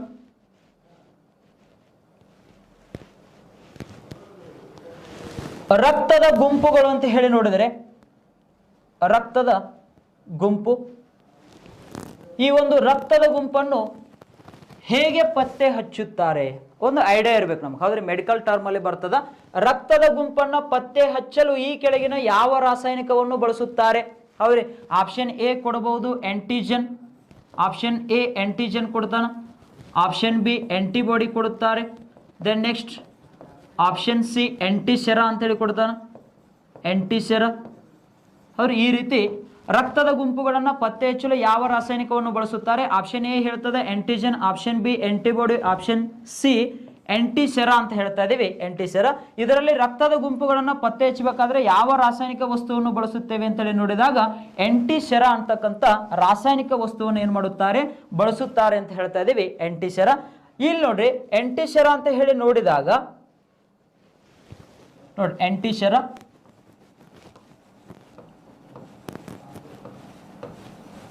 ಆಂಟಿಸೆರಾ ಇದರಲ್ಲಿ ಮತ್ತೆ ಏನು ಕಂಡು ಬರ್ತದೆ ಅಂತ ನೋಡಿದಾಗ ವಿಭಾಗಗಳು ಆಂಟಿಸೆರಾ ಎ, ಆಂಟಿಸೆರಾ ಬಿ ಅಂತ ಹೇಳ್ತೀವಿ. ದೆನ್ ನಂಬರ್ 3 ಆಂಟಿಸೆರಾ ಡಿ ಅಂತ ಹೇಳಿ ಕೊಡ್ತೀವಿ. ಆಂಟಿಸೆರಾ ಎ, ಆಂಟಿಸೆರಾ ಬಿ, ಆಂಟಿಸೆರಾ ಡಿಗಳನ್ನು ಯೂಸ್ ಮಾಡಿಬಿಟ್ಟು ರಕ್ತದ ಗುಂಪುಗಳನ್ನು ಪತ್ತೆ ಹಚ್ಚುತ್ತಾರೆ ಅಂತ ಹೇಳ್ತೀವಿ. ರಕ್ತದ ಗುಂಪುಗಳನ್ನು ಪತ್ತೆ ಹಚ್ಚುತ್ತಾರೆ. ನೋಡ್ರಿ ಆತ್ಮೀಯ ಸ್ನೇಹಿತರೆ, ಆತ್ಮೀಯ ಸ್ಪರ್ಧಾ ಮಿತ್ರ, ನಿಮ್ದು ಏನಾದರೂ ರಕ್ತದ ಗುಂಪುಗಳನ್ನು ತಿಳ್ಕೊಳ್ಬೇಕಾಗಿತ್ತು ಅಂತೇಳಿ ತಿಳ್ಕೊಳ್ರಿ. ಇಲ್ಲಿ ಸ್ವಲ್ಪ ಮಾಹಿತಿಯನ್ನು ನೋಡ್ತಾ ಬರ್ರಿ. ಉದಾಹರಣೆಗೆ ಒಂದು ರಕ್ತದ ಒಂದು ಸ್ಯಾಂಪಲ್ ಅನ್ನು ತೆಗೆದುಕೊಂಡ್ರು ಅಂತ ತಿಳ್ಕೊರಿ. ಒಂದು ಬ್ಲಡ್ ಅನ್ನು ತೆಗೆದುಕೊಂಡ್ರು. ಬ್ಲಡ್ ಅನ್ನು ತೊಗೊಂಡ್ಬಿಟ್ಟು ಏನು ಮಾಡ್ತಾರಪ್ಪ ಅಂತ ನೋಡಿದಾಗ ಒಂದು ಸ್ಲೈಡ್ ಮೇಲೆ ಈ ರೀತಿ 3 ಡ್ರಾಪ್ ಅನ್ನು ಹಾಕ್ತಾ ಬರ್ತಾರೆ. ಸ್ಲೈಡ್ ಮೇಲೆ ಈ ರೀತಿ 3 ಹನಿಗಳನ್ನು ಹಾಕ್ತಾ ಬರ್ತಾರೆ. ಗೊತ್ತಿಲ್ಲ ರಕ್ತದ ಗುಂಪು ಯಾವುದದು ಅಂತೇಳಿ ಗೊತ್ತಿಲ್ಲ. ಒಟ್ಟು ಒಂದು ರಕ್ತವನ್ನು ತೆಗೆದುಕೊಂಡು ಒಂದು ಸ್ಲೈಡ್ ಮೇಲೆ ಈ ರೀತಿ 3 ಹನಿಗಳನ್ನು ಹಾಕ್ತಾ ಬರ್ತಾರೆ.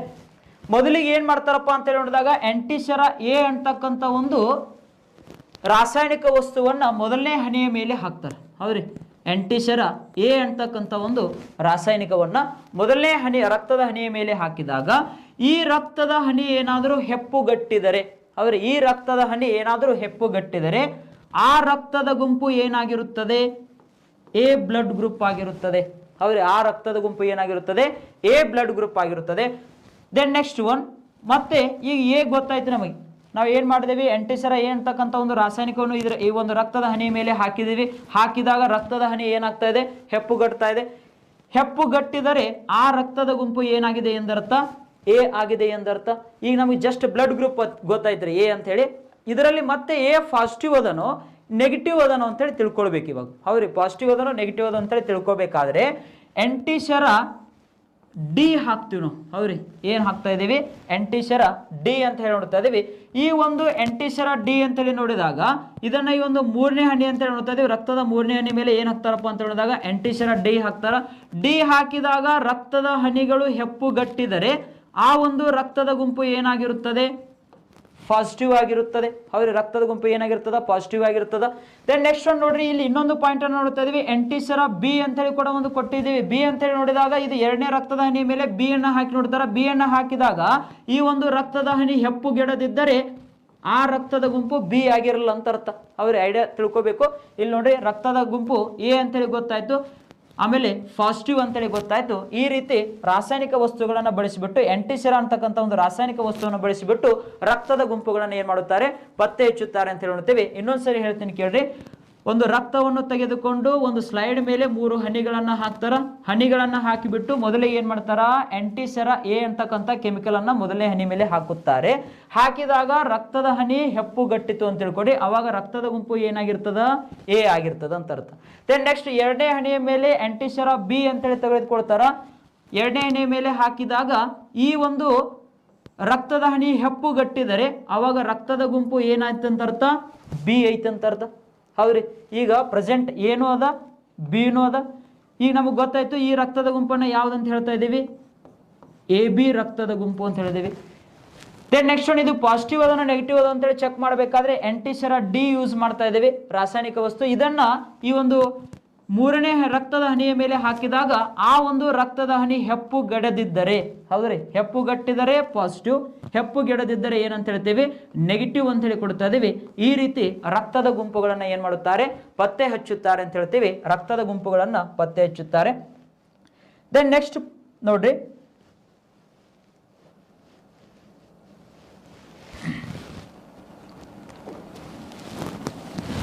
ಯಾವ ವ್ಯಕ್ತಿಯ ರಕ್ತ ಪಾಸಿಟಿವ್ ಇರುತ್ತದೆಯೋ ಅವರು ಯಾರಿಗೆ ರಕ್ತವನ್ನು ದಾನ ಮಾಡಬಹುದು ಅಂತೇಳಿ ನೋಡಿದರೆ ಪಾಸಿಟಿವ್ ರಕ್ತವನ್ನು ಹೊಂದಿರತಕ್ಕಂಥ ವ್ಯಕ್ತಿಗಳಿಗೆ ರಕ್ತವನ್ನು ದಾನ ಮಾಡಬಹುದು ಅಂತ ಹೇಳ್ತಾ ಇದೀವಿ.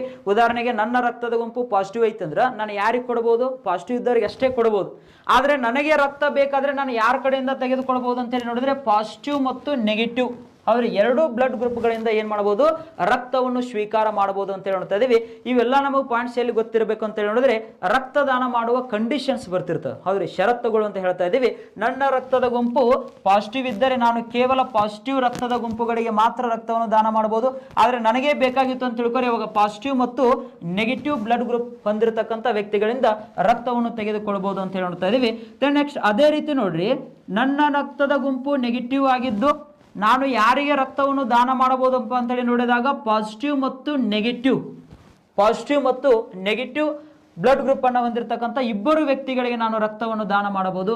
ಆದರೆ ನನ್ನ ರಕ್ತದ ಗುಂಪು ನೆಗೆಟಿವ್ ಇದೆ, ನನಗೆ ರಕ್ತ ಬೇಕಾಯಿತು ಅಂತ ತಿಳ್ಕೊರಿ, ಅವಾಗ ನಾನು ನೆಗೆಟಿವ್ ರಕ್ತದ ಗುಂಪುಗಳನ್ನು ಹೊಂದಿರತಕ್ಕಂಥ ವ್ಯಕ್ತಿಗಳಿಂದ ರಕ್ತವನ್ನು ಏನು ಮಾಡಬಹುದು? ಸ್ವೀಕಾರ ಮಾಡಬಹುದು ಅಂತ ಹೇಳಿ ನೋಡ್ತಾ ಇದೀವಿ. ಶಾರ್ಟ್ ಆಗಿ ನೆನ್ಪಿಟ್ಕೊಡ್ರಿ, ಈ ರೀತಿ ಪಾಸಿಟಿವ್ ಮತ್ತು ನೆಗೆಟಿವ್ ಬ್ಲಡ್ ಗ್ರೂಪ್ ಅಂತ ಹೇಳಿ ನೋಡ್ತಾ ಇದೀವಿ. ಪಾಸಿಟಿವ್ ಮತ್ತು ನೆಗೆಟಿವ್ ಬ್ಲಡ್ ಗ್ರೂಪ್.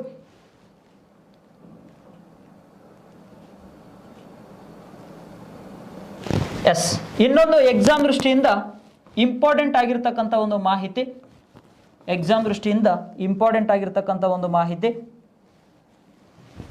ಸಾರ್ವತ್ರಿಕ ಸ್ವೀಕಾರಿ ಮತ್ತು ಸಾರ್ವತ್ರಿಕ ದಾನಿ ಅಂತ ಹೇಳ್ತೀನಿ.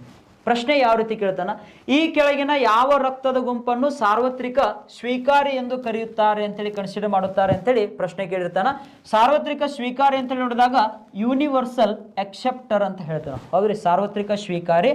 ಈ ಸಾರ್ವತ್ರಿಕ ಸ್ವೀಕಾರಿ ಯಾವ ರಕ್ತದ ಗುಂಪು ಅಂತ ಹೇಳಿ ನೋಡಿದಾಗ AB ರಕ್ತದ ಗುಂಪು ಅಂತ ಹೇಳ್ತೀವಿ ನಾವು. ಹೌದ್ರಿ, ಯಾವ ರಕ್ತದ ಗುಂಪು? AB ರಕ್ತದ ಗುಂಪನ್ನ ನಾವೇನಂತ ಹೇಳ್ತಾ ಇದೀವಿ? ಸಾರ್ವತ್ರಿಕ ಸ್ವೀಕಾರಿ. ಇಲ್ಲಿ ಮುಂದುವರೆದ ಭಾಗ ಗೊತ್ತಿರಬೇಕು. ಇಲ್ಲಿವರೆಗೂ ಹಿಂದಿನ ಪ್ರಶ್ನೆ ಪತ್ರಿಕೆಗಳಲ್ಲಿ ನೋಡಿದಾಗ ಕೇವಲ AB O ಅಂತೇಳಿ ಕೊಡ್ತಾ ಇದ್ದ. ಈಗ ನಮಗೆ ಮುಂದುವರೆದ ಭಾಗ ಗೊತ್ತಿರಬೇಕು. ಯಾವ ರಕ್ತದ ಗುಂಪನ್ನ ಸಾರ್ವತ್ರಿಕ ಸ್ವೀಕಾರಿ ಎನ್ನುತ್ತಾರೆ ಅಂತ ಹೇಳಿ ನೋಡಿದರೆ AB ಪಾಸಿಟಿವ್ ಬ್ಲಡ್ ಗ್ರೂಪ್ ಅನ್ನ ಏನಂತ ಹೇಳ್ತೀವಿ ನಾವು? ಸಾರ್ವತ್ರಿಕ ಸ್ವೀಕಾರಿ ಅಂತ ಹೇಳ್ತೀವಿ. ಕಾರಣ ಈ ಒಂದು AB ಪಾಸಿಟಿವ್ ಬ್ಲಡ್ ಗ್ರೂಪ್ ಅಲ್ಲಿ ಏನು ಕಂಡು ಬರುತ್ತವೆ ಅಂತ ಹೇಳಿ ನೋಡಿದ್ರೆ ಎಲ್ಲಾ ಆಂಟಿಜನ್ಗಳು ಕಂಡು ಬರುತ್ತವೆ. ಎಲ್ಲಾ ರೀತಿಯ ಆಂಟಿಜನ್ಸ್ ಕಂಡು ಬರುತ್ತವೆ. ಎಲ್ಲಾ ರೀತಿಯ ಆಂಟಿಜನ್ಸ್ ಅಂದ್ರೆ ಪ್ರತಿಕಾಯ ಜನಕಗಳು ಅಂತ ಹೇಳ್ತಾ ಇದ್ದೀವಿ. ಪ್ರತಿಕಾಯ ಜನಕಗಳು ಕಂಡು ಬರುವುದರಿಂದ AB ಪಾಸಿಟಿವ್ ಬ್ಲಡ್ ಗ್ರೂಪ್ ಅನ್ನ ಸಾರ್ವತ್ರಿಕ ಸ್ವೀಕಾರಿ ಅಂತ ಹೇಳ್ತಾ ಇದೀವಿ. ಯೂನಿವರ್ಸಲ್ ರಿಸೀವರ್ ಅಂತ ಹೇಳ್ತಾ ಇದೀವಿ, ಯೂನಿವರ್ಸಲ್ ಅಕ್ಸೆಪ್ಟರ್ ಅಂತ ಹೇಳಿ ಕೊಡ್ತಾ ಇದೀವಿ. ಪ್ರಶ್ನೆ ನೋಡ್ರಿ ಯಾವ ರೀತಿ ಕೇಳ್ತಾನೆ ಅಂದ್ರೆ ಹೇಳಿಕೆ ರೂಪದಲ್ಲಿ ಕೊಡಬಹುದು. AB ಪಾಸಿಟಿವ್ ರಕ್ತದ ಗುಂಪನ್ನ ಸಾರ್ವತ್ರಿಕ ಸ್ವೀಕಾರಿ ಎಂದು ಕರೆಯಲು ಕಾರಣವೇನು ಅಂತ ಕೇಳ್ತಾನೆ. ಹೌದ್ರಿ, ಕಾರಣ ಏನಪ್ಪಾ ಅಂತ ಹೇಳಿ ನೋಡಿದಾಗ AB ಪಾಸಿಟಿವ್ ಬ್ಲಡ್ ಗ್ರೂಪ್ ಅಲ್ಲಿ ಎಲ್ಲಾ ರೀತಿಯ ಏನು ಕಂಡು ಬರುತ್ತವೆ? ಆಂಟಿಜನ್ಸ್ ಕಂಡು ಬರುತ್ತವೆ. ಅದಕ್ಕಾಗಿ ಸಾರ್ವತ್ರಿಕ ಸ್ವೀಕಾರ ಅಂತ ಹೇಳ್ತಾ ಇದ್ದೀವಿ. ಅಥವಾ AB ಅಂತೇಳಿ ಅಷ್ಟೇ ಮೊದಲಿಗೆಲ್ಲ ಕೊಡ್ತಾ ಇದ್ದ, ಈಗ ನೀವು ನೆನಪಿಟ್ಕೊರಿ AB ಪಾಸಿಟಿವ್ ಅಂತೇಳಿ.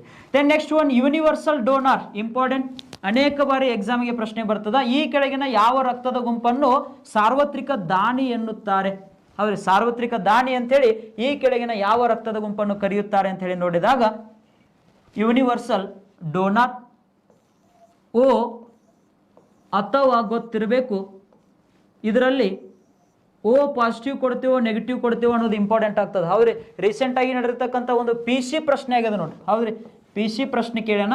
ಏನಪ್ಪಾ ಅಂತ ಹೇಳಿದಾಗ ಸಾರ್ವತ್ರಿಕ ದಾನಿ ಎಂದು ಯಾವುದನ್ನು ಕನ್ಸಿಡರ್ ಮಾಡುತ್ತೇವೆ ಅಂತ ಹೇಳಿದಾಗ ಅಲ್ಲಿ O positive, O negative, AB positive, AB negative ಅಂತ ಹೇಳಿ ಕೊಟ್ಟಾನ. ಅದು ಕೂಡ ನಮಗೆ ಐಡಿಯಾ ಇರಬೇಕು. O ನೆಗೆಟಿವ್ ಅನ್ನ ನಾವೇನಂತ ಹೇಳ್ತೀವಿ? ಸಾರ್ವತ್ರಿಕ ದಾನಿ ಅಂತ ಹೇಳಿ ಕರಿತಾ ಇದ್ದೀವಿ. O ನೆಗೆಟಿವ್ ಅನ್ನೇ ಯಾಕೆ ಸಾರ್ವತ್ರಿಕ ದಾನಿ ಅಂತ ಹೇಳ್ತೀವಿ ಅಂತ ಹೇಳಿ ನೋಡಿದಾಗ O ನೆಗೆಟಿವ್ ಬ್ಲಡ್ ಗ್ರೂಪ್ ಅಲ್ಲಿ ಯಾವುದೇ ಆಂಟಿಜನ್ಸ್ ಇರುವುದಿಲ್ಲ. ಯಾವುದೇ ಆಂಟಿಜನ್ಸ್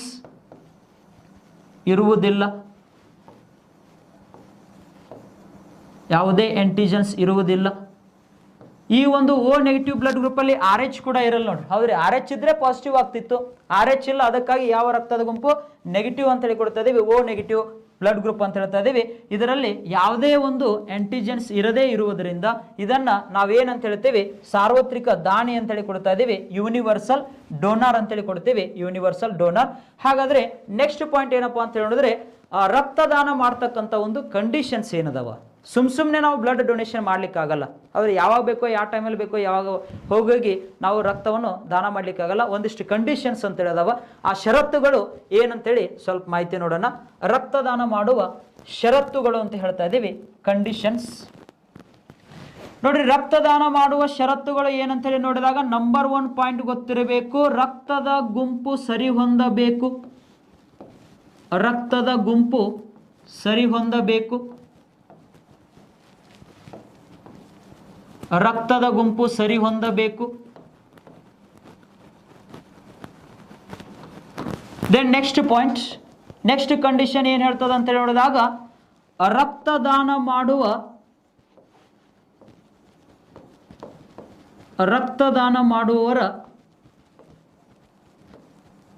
ಅಥವಾ ರಕ್ತದಾನ ಮಾಡುವವರಿಗೆ ಕನಿಷ್ಠ 18 ವರ್ಷ ವಯಸ್ಸಾಗಿರಬೇಕು. ಮಿನಿಮಮ್ 18 ಇಯರ್ಸ್ ಆಗಿರಬೇಕು. ಹೌದ್ರಿ, ರಕ್ತದಾನ ನೀವು ಮಾಡ್ತಾ ಇದ್ದೀರಿ ಅಂದರೆ ನಿಮಗೆ ಕನಿಷ್ಠ ವಯಸ್ಸು ಎಷ್ಟಾಗಿರಬೇಕು? 18 ವರ್ಷ ವಯಸ್ಸಾಗಿರಬೇಕು. ಗರಿಷ್ಠ ಅಂತ ಕೇಳಿದರೆ ಮ್ಯಾಕ್ಸಿಮಮ್ ಎಷ್ಟಾಗಿರಬೇಕು ಅಂತೇಳಿ ನೋಡಿದರೆ 60 ವರ್ಷ ವಯಸ್ಸಾಗಿರಬೇಕು. 60 ವರ್ಷ ವಯಸ್ಸಾಗಿರಬೇಕು. ಮಿನಿಮಮ್ ಎಷ್ಟಾಗಿರ್ಬೇಕಪ್ಪ ಅಂತ ಕೇಳಿದರೆ 18 ವರ್ಷ ವಯಸ್ಸಾಗಿರಬೇಕು. ಈ ರೀತಿ ರಕ್ತದಾನ ಮಾಡೋರು ಒಂದು ಏಜ್ ಅಂತೇಳಿ ಕೊಡ್ತಾ ಇದ್ದೀವಿ. ದೆನ್ ನೆಕ್ಸ್ಟ್ ಒನ್, ರಕ್ತದಾನ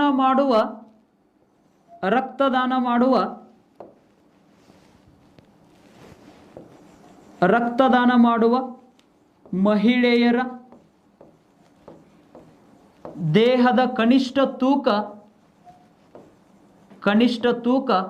45 kg ಇರಬೇಕು. 45 kg ಇರಬೇಕು. ನೋಡ್ರಿ, ನೀವೇನಾದರೂ ರಕ್ತದಾನ ಮಾಡಬೇಕು ಅನಿಸ್ತು ಅಂತ ತಿಳ್ಕೊಡಿ, ಮೊದಲು ನಿಮಗೆ ವೇಟ್ ಚೆಕ್ ಮಾಡ್ಕೋಬೇಕು ನೀವು. ಹೌದ್ರಿ, ನಾವು 45 kg ಇದೆಯೋ ಇಲ್ಲೋ ಅಂತೇಳಿ ಮೊದಲು ನೀವು ಚೆಕ್ ಮಾಡ್ಕೋಬೇಕು. ರಕ್ತದಾನ ಮಾಡುವ ಮಹಿಳೆಯರ ದೇಹದ ಕನಿಷ್ಠ ತೂಕ ಎಷ್ಟಿರಬೇಕು? 45 kg ಇರಬೇಕು.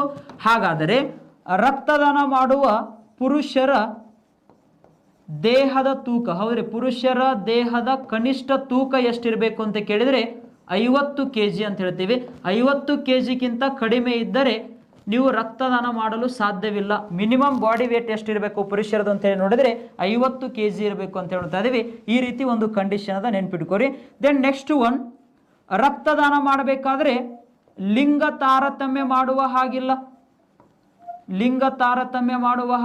ಅಂದರೆ ಪುರುಷರಿಗೆ ಮಾತ್ರ ರಕ್ತ ಕೊಡಬಹುದು, ಮಹಿಳೆಯರಿಗೆ ಮಾತ್ರವನ್ನು ರಕ್ತ ಕೊಡಬೇಕು ಅಂತೇಳಿ ಹೌದ್ರಿ ರೂಲ್ಸ್ ಇಲ್ಲ. ಹೌದ್ರಿ, ಲಿಂಗ ತಾರತಮ್ಯ ಮಾಡುವ ಹಾಗಿಲ್ಲ. ಯಾರಿಗೆ ಬೇಕಾದರೂ ರಕ್ತವನ್ನು ದಾನ ಮಾಡಬಹುದು. ದೆನ್ ನೆಕ್ಸ್ಟ್ ಒನ್, ಅದೇ ರೀತಿ ಜಾತಿ ಭೇದ ಭಾವ ಮಾಡುವ ಹಾಗಿಲ್ಲ. ಅದು ಕೂಡ ನೀವು ಪಾಯಿಂಟ್ ಅನ್ನ ಮೆನ್ಷನ್ ಮಾಡಬೇಕು. ನೋಡ್ರಿ, ರಕ್ತ ಅಂತೇಳಿ ಬಂದಾಗ ಕೇವಲ ಇಲ್ಲಿ ಒಂದು ಎಸ್ಸೆನ ಬರಿತಾ ಇದ್ವಿ ಅಂತ ತಿಳ್ಕೊಡ್ರಿ. ಇಲ್ಲಿ ತೋರಿಸ್ಕೊಡ್ಬೇಕು, ನಾವು ಈಕ್ವಾಲಿಟಿಯನ್ನು ತೋರಿಸ್ಕೊಡ್ತಾ ಬರಬೇಕು. ಅಂದರೆ ಚೆಕ್ ಮಾಡೋರು ಈ ವ್ಯಕ್ತಿ ಎಲ್ಲರನ್ನು ಸಮಾನವಾಗಿ ನೋಡ್ತಾ ಇದ್ದೇನೆ ಅಂತಕ್ಕಂಥ ಒಂದು ಮನೋಭಾವನೆ ಯಾರಲ್ಲಿ ಮೂಡಬೇಕು. ನಿಮ್ಮ ಪ್ರಶ್ನೆ ಪತ್ರಿಕೆಯನ್ನು ಚೆಕ್ ಮಾಡ್ತಿರ್ತಾರೆ. ಅವ್ರೆ ಯಾವ ರೀತಿ ಅಂತ ನೋಡಿದಾಗ ಎಸ್ಸೆ ಬರಿತಿರ್ಬೇಕಾದ್ರೆ, ನೀವು KS ಮೇನ್ಸ್ ಬರಿತಕ್ಕಂಥ ಸಂದರ್ಭದಲ್ಲಿ ರಕ್ತದ ಬಗ್ಗೆ ಏನಾದರೂ ಮಾಹಿತಿ ಕೇಳಿದ ಅಂದರೆ ಈ ರೀತಿ ಮಾಹಿತಿಯನ್ನು ಕೊಡ್ತಾ ಬರಬೇಕು. ಜಾತಿ ಭೇದ ಭಾವ ಮಾಡುವ ಹಾಗಿಲ್ಲ. ದೆನ್ ನೆಕ್ಸ್ಟ್ ನಂಬರ್ 6,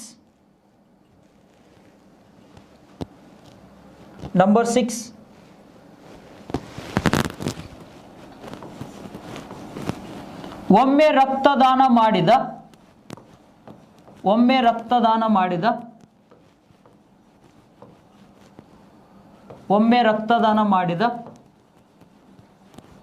3 ತಿಂಗಳುಗಳ ನಂತರ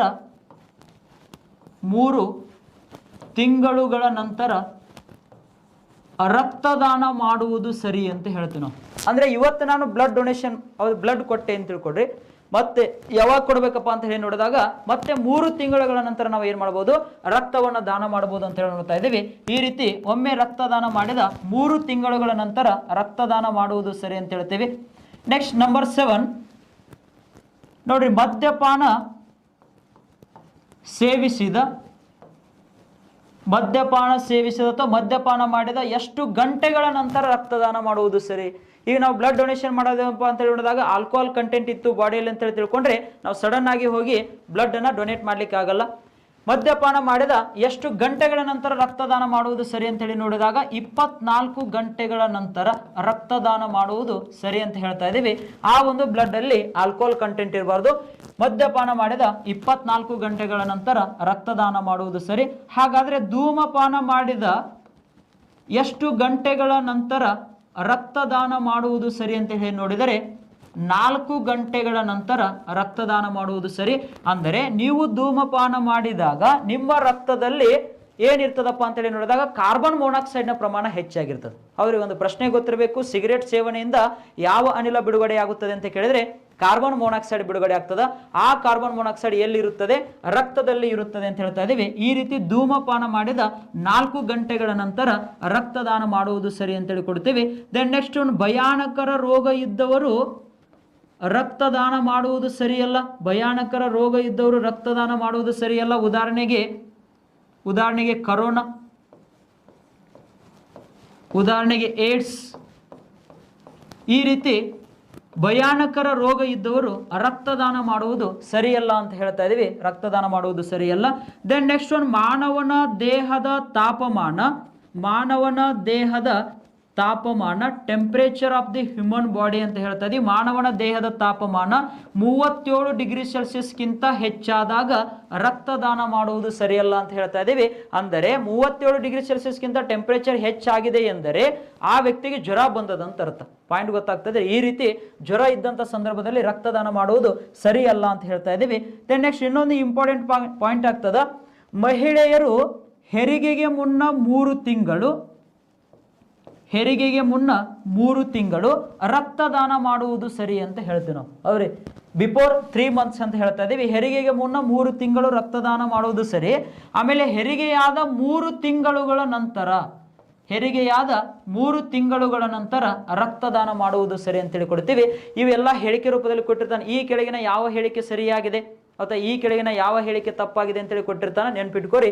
ಈ ರೀತಿ ಇನ್ನೊಂದು ಷರತ್ತು ಏನಪ್ಪಾ ಅಂತ ಹೇಳಿ ನೋಡಿದರೆ, ಹಚ್ಚೆ ಹಾಕಿಸಿಕೊಂಡ ಎಷ್ಟು ತಿಂಗಳುಗಳ ನಂತರ ರಕ್ತದಾನ ಮಾಡುವುದು ಸರಿ ಅಂತೇಳಿ ಕೊಡ್ತಾರೆ ಅವರು. ಅವ್ರಿಗೆ ಹಚ್ಚೆ ಹಾಕಿಸಿಕೊಂಡ ಅಂದ್ರೆ ಟ್ಯಾಟೋ ಅಂತ ಹೇಳ್ತೀವಿ ನಾವು. ಅವ್ರಿಗೆ ಟ್ಯಾಟೋ ಹಾಕಿಸಿಕೊಂಡ ಎಷ್ಟು ದಿನಗಳ ನಂತರ ನೋಡಿದಾಗ ಅಥವಾ ಎಷ್ಟು ತಿಂಗಳುಗಳ ನಂತರ ರಕ್ತದಾನ ಮಾಡುವುದು ಸರಿ ಅಂತ ಕೇಳಿದರೆ 3 ತಿಂಗಳುಗಳ ನಂತರ ರಕ್ತದಾನ ಮಾಡುವುದು ಸರಿ ಅಂತ ಹೇಳ್ತೀವಿ ನಾವು. ಆಫ್ಟರ್ 3 ಮಂತ್ಸ್ ನೀವೇನಾದ್ರೂ ಹಚ್ಚಿ ಹಾಕಿಸ್ಕೊಂಡ್ರೆ ಅಂತ ತಿಳ್ಕೊರಿ.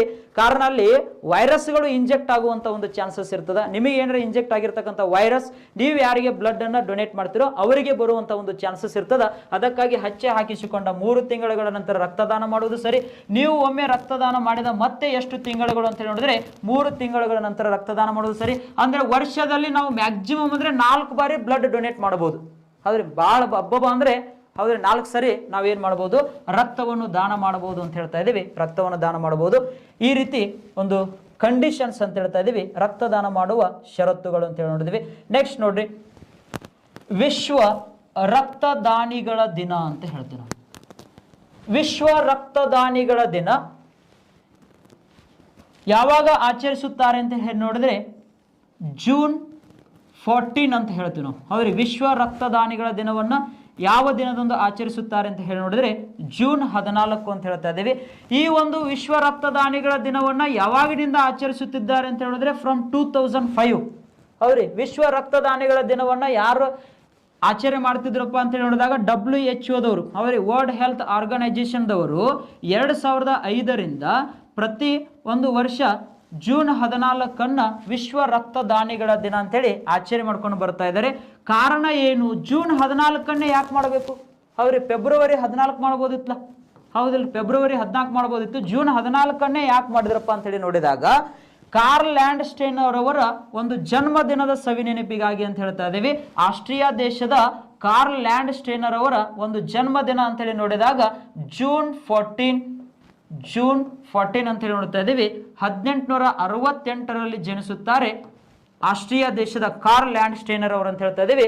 ಅವರ ಒಂದು ಜನ್ಮದಿನದ ನೆನಪಿಗಾಗಿ ಪ್ರತಿ ವರ್ಷ ಜೂನ್ 14 ವಿಶ್ವ ರಕ್ತದಾನಿಗಳ ದಿನ ಅಂತ ಹೇಳಿ ಆಚರಣೆ ಮಾಡ್ತಾ ಇದ್ದಾರೆ. ಎಸ್, ಹಾಗಾದ್ರೆ 2021 ಜೂನ್ 14 ವಿಶ್ವ ರಕ್ತದಾನಿಗಳ ದಿನ ಮುಗಿದು ಹೋಗ್ಯದದು. ಈ 2022 ಅದ. ಹಾಗಾದ್ರೆ 21ರ ಧ್ಯೇಯ ವಾಕ್ಯ 2021ರ ಧ್ಯೇಯ ವಾಕ್ಯ ಏನಾಗಿತ್ತು? ಈ ಒಂದು ವಿಶ್ವ ರಕ್ತದಾನಿಗಳ ದಿನದ ಅಂತ ಹೇಳಿ ನೋಡಿದಾಗ give bloods and keep the world beating ಅಂತ ಹೇಳ್ತೀವಿ. ಕೀಪ್ ದಿ ವರ್ಲ್ಡ್ ಬೀಟಿಂಗ್ ಅಂತ ಹೇಳ್ತಾ ಇದ್ದೀವಿ. ಈ ರೀತಿ ಒಂದು ಧ್ಯೇಯ ವಾಕ್ಯ ಅಂತೇಳಿ ಕೊಡ್ತೀವಿ. Give bloods keep the world beating ಅಂತಕ್ಕಂಥದ್ದು 2021 ವಿಶ್ವ ರಕ್ತದಾನಿಗಳ ದಿನದ ಒಂದು ಧ್ಯೇಯ ವಾಕ್ಯವಾಗಿದೆ ಅಂತ ಹೇಳ್ತಾ ಇದ್ದೀವಿ. ಧ್ಯೇಯ ವಾಕ್ಯವಾಗಿದೆ. ಈ ರೀತಿ ಒಂದು ರಕ್ತದಾನ ಅಂತ ಹೇಳ್ತಾ ಇದ್ದೀವಿ. ನೀವು ಕೂಡ ರಕ್ತವನ್ನು ದಾನ ಮಾಡಿಬಿಟ್ಟು ಒಂದು ಜೀವಿಯನ್ನ ಉಳಿಸ್ಕೊಳ್ಬೇಕು. ಒಂದು ಸಮಾಜದ ದೃಷ್ಟಿಯಿಂದ ಇನ್ನೊಬ್ಬರಿಗೆ ನಾವು ಏನಾಗಬೇಕು, ಹೆಲ್ಪ್ ಆಗಬೇಕು ಅಂತೇಳಿ ಒಂದು ಮಾತನ್ನ ಹೇಳ್ತಾ ಇದ್ದೀನಿ. ದೆನ್ ನೆಕ್ಸ್ಟ್ ಒಂದು ನೋಡ್ರಿ, ನಿನ್ನೆ ಒಂದು ಪ್ರಶ್ನೆ ಬಂದಿತ್ತು. ಹೌದ್ರಿ, ನಿನ್ನೆ ಒಂದು ಮಾಹಿತಿಯನ್ನು ನೋಡ್ತಾ ಇದ್ದೀವಿ. ನಿನ್ನೆ ಏನಪ್ಪಾ ಅಂತ ಹೇಳಿ ನೋಡಿದಾಗ ಮಾನವನ ರಕ್ತ ಅಂತ ಹೇಳಿ ನೋಡಿದ್ರೆ ಕೆಂಪು ರಕ್ತ ಕಣಗಳ ಸಂಖ್ಯೆ ಕಡಿಮೆಯಾದರೆ ಏನು ಸಮಸ್ಯೆ ಬರ್ತಿತ್ತು ಅಂತ ಹೇಳಿ ನೋಡಿದೀವಿ? ಅನೇಮಿಯಾ ಅಂತ ಹೇಳಿ ನೋಡಿದೀವಿ. ಕೆಂಪು ರಕ್ತ ಕಣಗಳ ಸಂಖ್ಯೆ ಕಡಿಮೆಯಾದರೆ ಅನೇಮಿಯಾ. ಅದೇ ರೀತಿ ಕೆಂಪು ರಕ್ತ ಕಣಗಳ ಸಂಖ್ಯೆ ಹೌದ್ರಿ RBC ರೆಡ್ ಬ್ಲಡ್ ಕಾರ್ಪಸಲ್ಸ್ಗಳ ಸಂಖ್ಯೆ ಹೆಚ್ಚಾದರೆ ಬರುವಂಥ ಸಮಸ್ಯೆ ಪಾಲಿಸೈಥೇಮಿಯಾ ಅಂತ ಹೇಳ್ತೀವಿ. ಹೌದ್ರಿ, ಪಾಲಿಸೈಥೇಮಿಯಾ. ಈ ಒಂದು ಕೆಂಪು ರಕ್ತ ಕಣಗಳ ಸಂಖ್ಯೆ ಹೆಚ್ಚೂ ಆಗಬಾರ್ದು, ಕಡಿಮೆನೂ ಆಗಬಾರ್ದು. ಹೌದ್ರಿ, ಐಡಿಯಾ ಇರಬೇಕು. ಸೈಥೇಮಿಯಾ ಅಂತಕ್ಕಂಥ ಒಂದು ಡಿಸೀಸ್ ಬರ್ತದ. ಅಂದರೆ ಕೆಂಪು ರಕ್ತ ಕಣಗಳ ಸಂಖ್ಯೆ ಹೆಚ್ಚಾದಾಗ ಬರುವಂಥ ಒಂದು ಸಮಸ್ಯೆಯಾಗಿದೆ. ಈ ಸಮಸ್ಯೆದ ರೋಗದ ಲಕ್ಷಣ ಏನಪ್ಪಾ ಅಂತ ಹೇಳಿದಾಗ ಚರ್ಮ ಎಲ್ಲ ಹೌದ್ರಿ ರೆಡ್ ಆಗ್ತಾ ಬರ್ತದ. ಹೌದ್ರಿ, ಚರ್ಮ ಎಲ್ಲ ಏನಾಗ್ತಾ ಬರ್ತದ, ರೆಡ್ ಆಗ್ತಾ ಬರ್ತದ. ಸಾಮಾನ್ಯವಾಗಿ ಹೆಡ್ಯಾಕ್ ಕಂಡು ಬರ್ತದ ಅಂತ ಹೇಳ್ತಾ ಇದೀವಿ. ಈ ರೀತಿ ಒಂದು ಪಾಲಿಸೈಥೇಮಿಯಾ ಅಂತ ಹೇಳಿದೀವಿ. ಇಲ್ಲಿ ನೋಡ್ರಿ, ಪ್ಲೇಟ್ಲೆಟ್ಸ್ಗಳ ಸಂಖ್ಯೆ ಕಡಿಮೆಯಾದರೆ ಏನಂತೇಳಿ ನೋಡಿದೀವಿ? ಹಿಮೋಫೀಲಿಯಾ ಅಂತೇಳಿ ನೋಡಿದೀವಿ. ಪ್ಲೇಟ್ಲೆಟ್ಗಳ ಸಂಖ್ಯೆ ಕಡಿಮೆಯಾದರೆ ಹಿಮೋಫೀಲಿಯಾ ಅಂತೇಳಿ ನೋಡಿದೀವಿ. ಅದೇ ರೀತಿ ಪ್ಲೇಟ್ಲೆಟ್ಸ್ಗಳ ಸಂಖ್ಯೆ ಹೆಚ್ಚಾದರೆ ಏನಂತೇಳಿ ನೋಡ್ತೀವಿ ಅಂತೇಳಿ ನೋಡಿದಾಗ ಥ್ರೋಂಬೋಸೈಟೋಸಿಸ್ ಅಂತೇಳಿ ಕರಿತೀವಿ. ಸಮಸ್ಯೆ ಹೆಸರು ಥ್ರೋಂಬೋಸೈಟೋಸಿಸ್ ಅಂತ ಹೇಳ್ತಾ ಇದ್ದೀವಿ. ಥ್ರೋಂಬೋಸೈಟೋಸಿಸ್. ಈ ಒಂದು ಕಿರುತಟ್ಟೆಗಳ ಸಂಖ್ಯೆ ಹೆಚ್ಚಾದಾಗ ಕೂಡ ಏನು ಕಂಡು ಬರ್ತದಪ್ಪ ಅಂತ ಹೇಳಿದಾಗ ಸಾಮಾನ್ಯವಾಗಿ ತಲೆ ತಿರುಗುವುದು, ಮೈಕೈ ನೋವು ಕಂಡು ಬರ್ತದ, ಹೆಡೆಕ್ ಕಂಡು ಬರ್ತದ ಅಂತ ಹೇಳ್ತಾ ಇದೀವಿ. ಈ ರೀತಿ ರೋಗದ ಲಕ್ಷಣಗಳ ಬಗ್ಗೆ ನೆನ್ಪಿಟ್ಟುಕೊರಿ. ಆತ್ಮೀಯ ಸ್ನೇಹಿತರೆ, ಇದರ ಒಂದು ಮುಂದುವರೆದ ಭಾಗವನ್ನು ನೆಕ್ಸ್ಟ್ ಕ್ಲಾಸಲ್ಲಿ ಡಿಸ್ಕಷನ್ ಮಾಡೋಣ. ಎಲ್ಲರಿಗೂ ಧನ್ಯವಾದಗಳು.